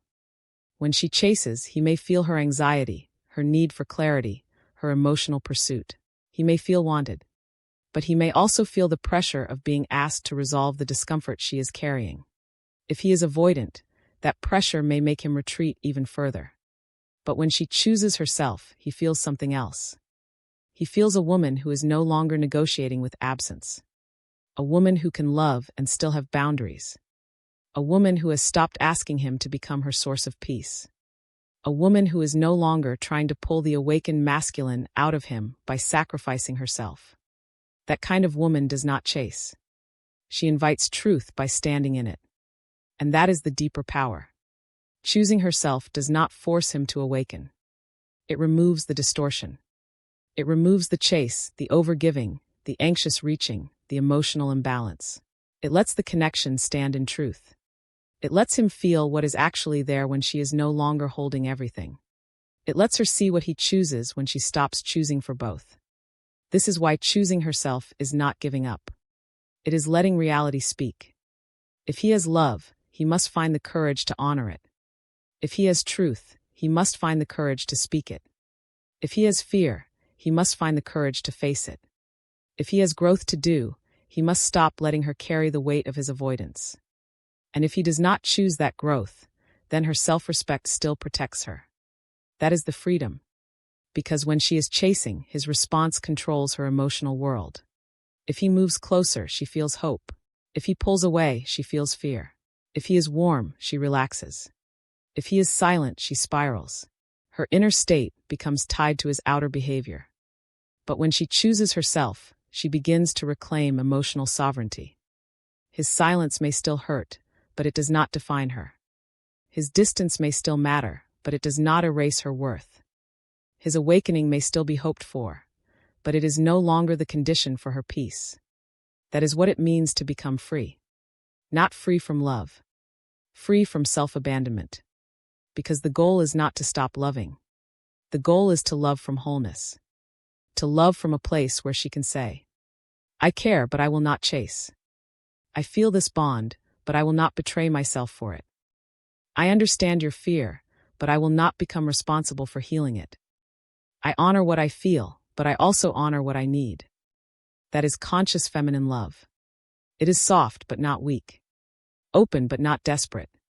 Compassionate but not self-sacrificing. Patient but not endlessly available to imbalance. This is the love that awakens the field because it is no longer distorted by fear. And here is the sacred irony. When she stops chasing him, she often becomes more visible to him.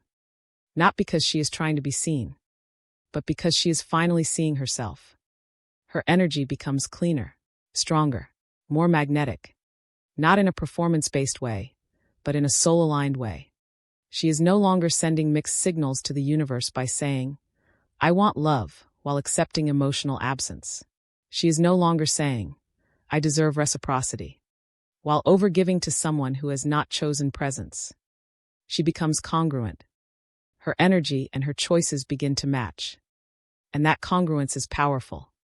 Because the divine masculine can feel when she no longer needs to convince him of her value. He can feel when her love is no longer wrapped in fear. He can feel when she is not waiting to be chosen before she chooses herself. This can activate his awakening because it places him in direct contact with his own choice. Before, her chase blurred the reality. Now, her self-respect clarifies it. He must ask, do I want to meet her where she stands now? Am I willing to grow into the man who can honor this kind of woman? Am I missing her because she stopped chasing, or because I finally recognize who she is? Am I willing to bring truth, or do I only want access to her energy again?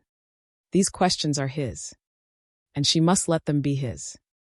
Because one of the hardest parts of choosing herself is resisting the urge to manage his awakening from a distance. Even after she stops chasing outwardly, she may still chase inwardly. She may still monitor his energy. She may still wonder if he is feeling the space. She may still imagine what he is realizing.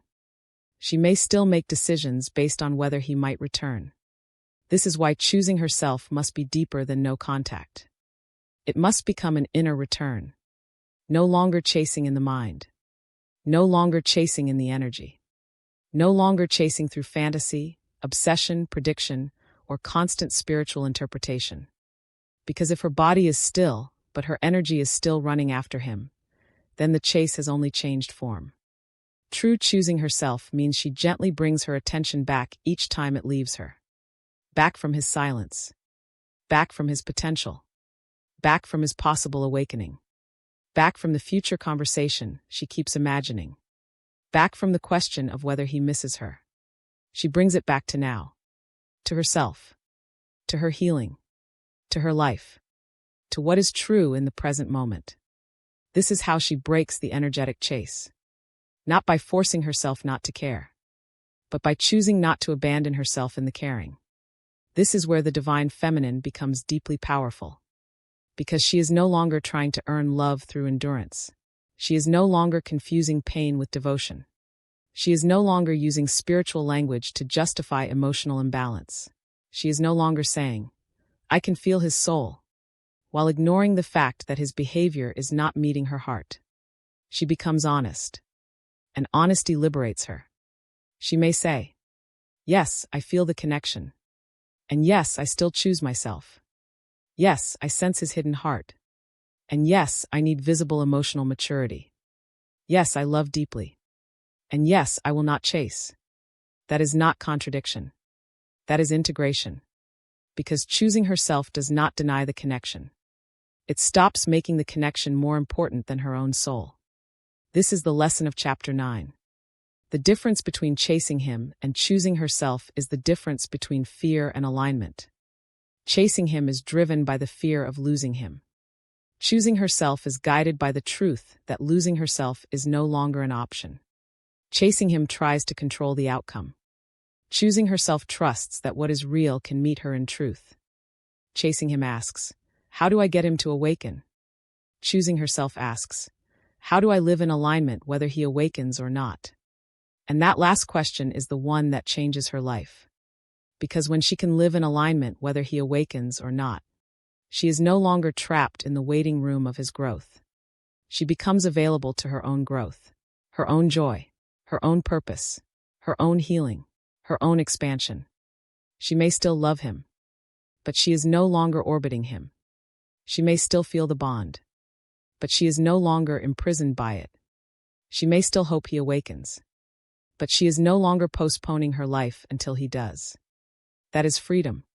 And freedom is not the opposite of love. Freedom is the condition that allows love to become healthy. Because love without freedom becomes attachment.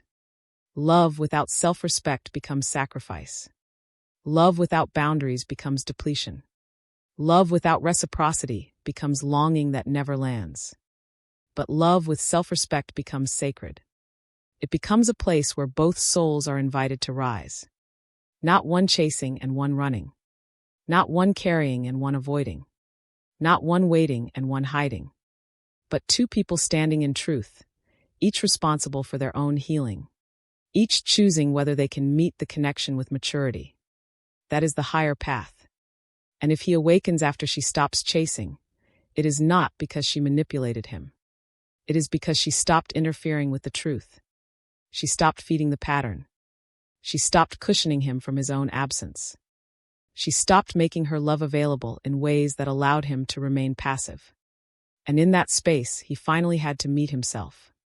But whether he does or not, she has already begun her own awakening. Because she has learned that her love is not proven by pursuit. Her worth is not proven by being chosen. Her power is not proven by how much she can endure. Her devotion is not measured by how long she can wait in pain. She is allowed to choose herself. Fully. Softly. Without guilt. Without apology. Without needing to hate him in order to release the chase. That is sacred maturity. Because sometimes the most loving thing she can do is stop participating in a dynamic that keeps both of them unconscious. When she stops chasing, she gives him back his responsibility. And she gives herself back her peace. She says energetically, "I will no longer do your part. I will no longer carry your silence. I will no longer make my nervous system pay for your avoidance. I will no longer confuse unconditional love with unconditional access." That is the return of her power. And this power does not need to announce itself. It simply lives differently. She sleeps better. She breathes deeper. She stops waiting for every sign. She stops making excuses for emotional absence. She stops begging the universe to make him choose her and begins asking the universe to help her choose herself. That is healing. And from that place, whatever comes next will meet a different woman. If he returns to a woman who is no longer chasing. If he apologizes, he speaks to a woman who is no longer desperate for closure. If he awakens, he meets a woman who has awakened too. And if he does not return, she still has herself. That is the miracle. Because chasing made her feel like everything depended on him. Choosing herself shows her that her life has always belonged to her. That is where chapter 9 leaves us. with the understanding that stopping the chase is not a strategy to win him back. It is the sacred moment she returns to her own power. Chasing him is rooted in fear, overgiving, and the hope that her effort can awaken him. Choosing herself is rooted in self-respect, alignment, and the truth that she no longer has to abandon her own heart to prove the connection was real. And if this chapter spoke to you, stay with me for chapter 10. Because next we bring everything together with how her detachment becomes his invitation to grow, and why the most inspiring truth is this. She does not stop chasing to be chosen by him. She stops chasing because she has finally chosen herself. Chapter 10. When her detachment becomes his invitation to grow. Her detachment is not the end of love. It is the end of self-abandonment. That is where the final chapter begins. Because when the divine feminine stops chasing, something sacred happens. The entire energetic field changes. The old pattern loses its power. The dynamic that once depended on her reaching, explaining, forgiving, waiting, and carrying the emotional weight can no longer continue in the same way. She is no longer running after him. She is no longer trying to pull truth out of his silence. She is no longer giving her energy to the version of him that keeps choosing distance, confusion, and avoidance. She has stopped chasing. But she has not stopped being powerful. In fact, this is where her real power begins. Because her detachment is not cold. It is not cruel. It is not a performance. It is not a strategy to make him suffer. It is not a game designed to force him back. True detachment is sacred. It is the moment she releases the need to control his awakening and finally returns to her own. It is the moment she stops asking, "How do I make him choose me?" and begins asking, "How do I choose myself so deeply that I no longer betray my own peace for anyone?" That shift is everything. Because as long as she is chasing, he can stay hidden. As long as she is carrying the emotional field, he can remain passive. As long as she is reaching into the silence, he does not have to fully feel what his silence has created. As long as she keeps forgiving without change, he may not have to face the cost of not growing. But when she detaches, he is given a different kind of invitation. Not an invitation to be chased. An invitation to grow. Her detachment says, "If you want this connection, meet it with truth. If you feel something, stop hiding behind silence.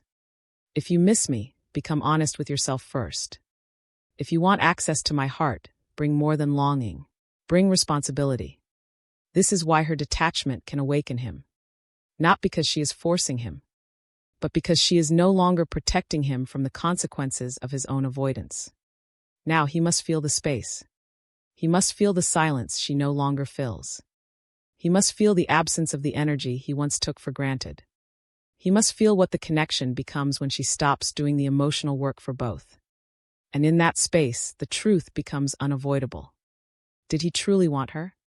Or did he only want the comfort of being wanted? Did he value her soul? Or did he only enjoy her attention? Did he feel the connection? Or did he rely on her to keep it alive while he stayed emotionally unavailable? These questions are uncomfortable.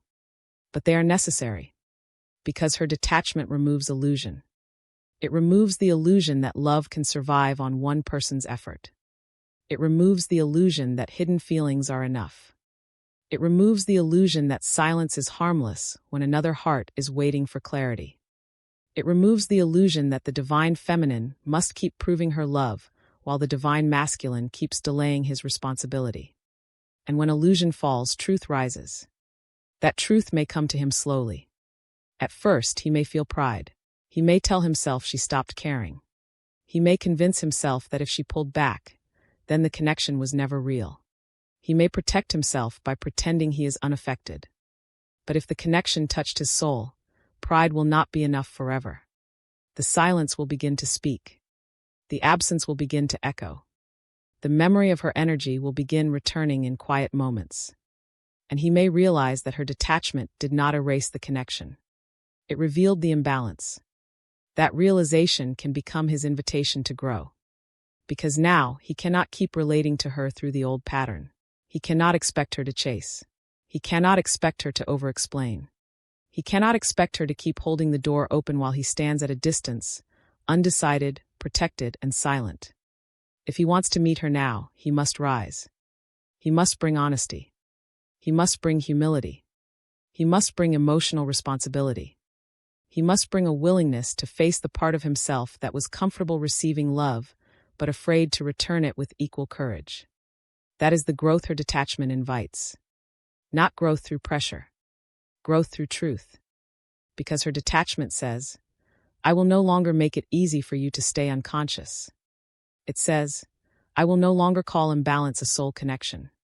It says, I will no longer keep pouring into a space where my heart is not being met. It says, I love myself enough to let reality reveal what is real. And that is powerful. Because when she stops chasing, she gives him back his part. His part of the communication. His part of the courage. His part of the healing.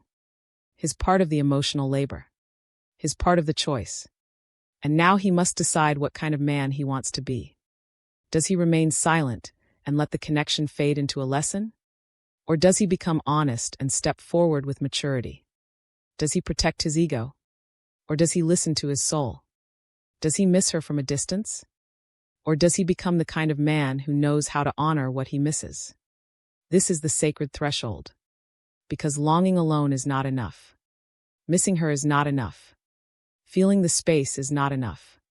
Regret is not enough. If he truly awakens, his awakening must become action. Not impulsive action. Not ego-driven action.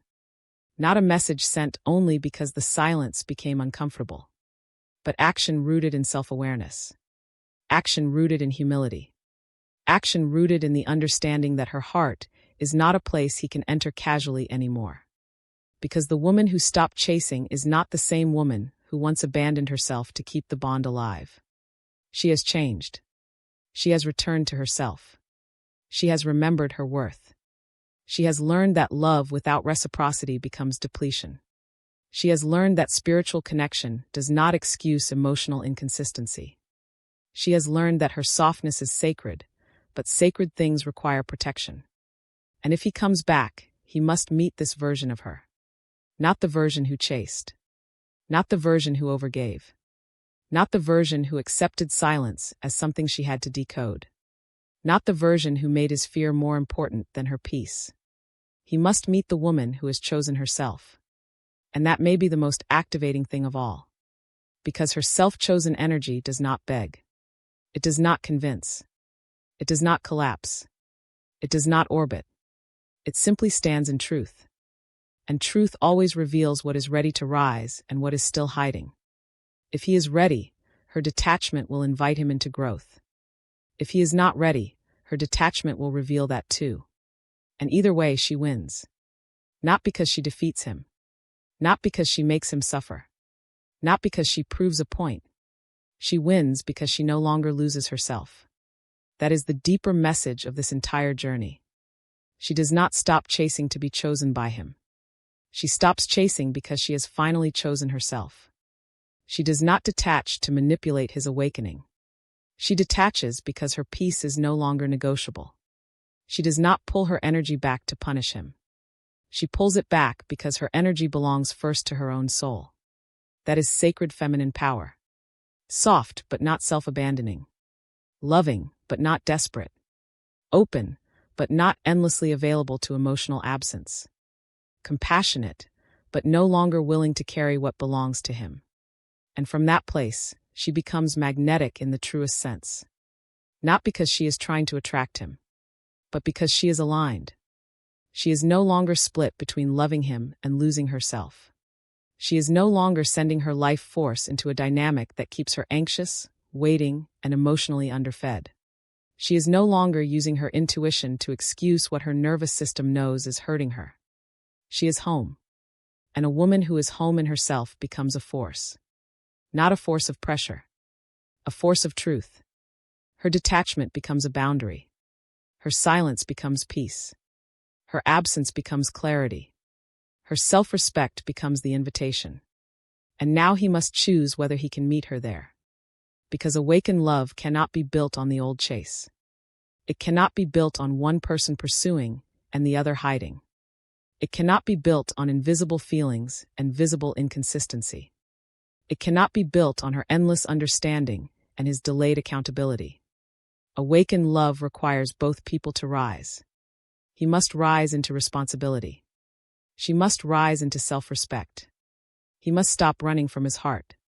She must stop running after his fear. He must bring truth. She must honor her boundaries. That is the sacred balance. And if he truly awakens, he will understand something profound. Her detachment was not the end of love. It was the end of the pattern that prevented love from becoming real. Because real love cannot breathe where one person is constantly chasing and the other is constantly avoiding. Real love cannot grow where one person carries the connection and the other only feels it when the carrying stops. Real love cannot mature where self-abandonment is mistaken for devotion. So her detachment clears the field. It says, no more illusion. No more chasing. No more hiding. No more emotional labor disguised as destiny. No more confusing potential with presence. No more calling pain spiritual just because the bond feels deep. Now only truth remains. And truth is simple. If he wants to grow, he must grow. If he wants to speak, he must speak. If he wants to love, he must learn how to love with maturity. And if he does not, she must continue choosing herself. That is not failure. That is freedom. Because her purpose was never to wait at the edge of his awakening forever. Her purpose was never to prove she could love through endless silence. Her purpose was never to lose her radiance trying to convince someone else to see it. Her purpose was to remember who she is. A woman with a heart that can love deeply. A woman with a soul that can feel truth.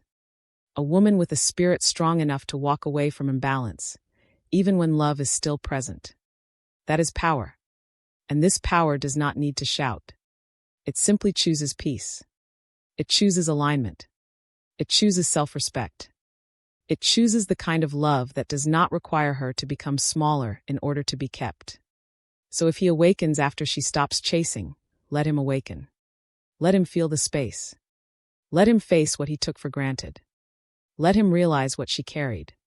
Let him understand that her absence is not punishment. It is the natural result of a woman no longer betraying herself. But she must not stop living while he learns. She must not turn detachment into another form of waiting. She must not sit in silence secretly measuring whether he is waking up yet. Because then the chase continues in another form. True detachment means she releases the outcome. She allows him his path.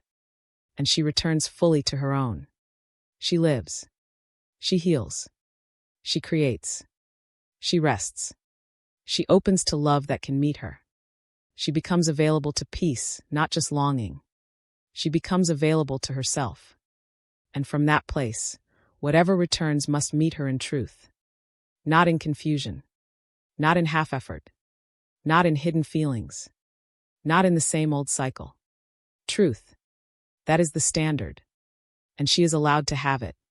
She is allowed to want communication. She is allowed to want reciprocity. She is allowed to want consistency. She is allowed to want love that does not need to lose her before it learns to value her. She is allowed to say, I can love you and still choose myself. I can understand your fear and still require maturity. I can feel this bond and still refuse to chase. I can honor what we shared and still walk toward my own peace. That is the inspirational truth of this journey. The divine feminine does not become powerful when he finally chooses her. She becomes powerful when she stops waiting to be chosen before choosing herself. And the divine masculine does not truly awaken because she chases harder. He awakens when her self-respect reveals the truth he can no longer avoid. That is why her detachment becomes his invitation to grow. But only he can accept it. And only she can decide not to abandon herself while he decides. So let this be the final message. Do not stop chasing as a strategy. Stop chasing as a homecoming. Do not detach to make him miss you. Detach because your soul misses you. Do not choose yourself only so he will finally choose you. Choose yourself because you are always worthy of your own devotion. And if he rises, let him rise into truth. If he returns, let him return with responsibility. If he speaks, let his words be matched by action. If he loves, let that love be mature enough to protect your peace. And if he does not, keep walking. Because the love meant for you will not require you to disappear from yourself to keep it alive. If this message spoke to your heart, write in the comments, "I choose myself." Like this video if it gave you clarity. Subscribe to the channel for more divine masculine, divine feminine, twin flame, soul connection, and emotional awakening insights. And share this message with someone who needs to remember. She does not stop chasing because love disappeared. She stops chasing because she finally came home. Thank you for spending this moment with me. If this message resonated with your soul, remember to subscribe and continue this journey with us here on Twin Flame Journey. And always remember, what is meant for your soul will always find its way back to you. Until next time, beautiful soul, trust the journey.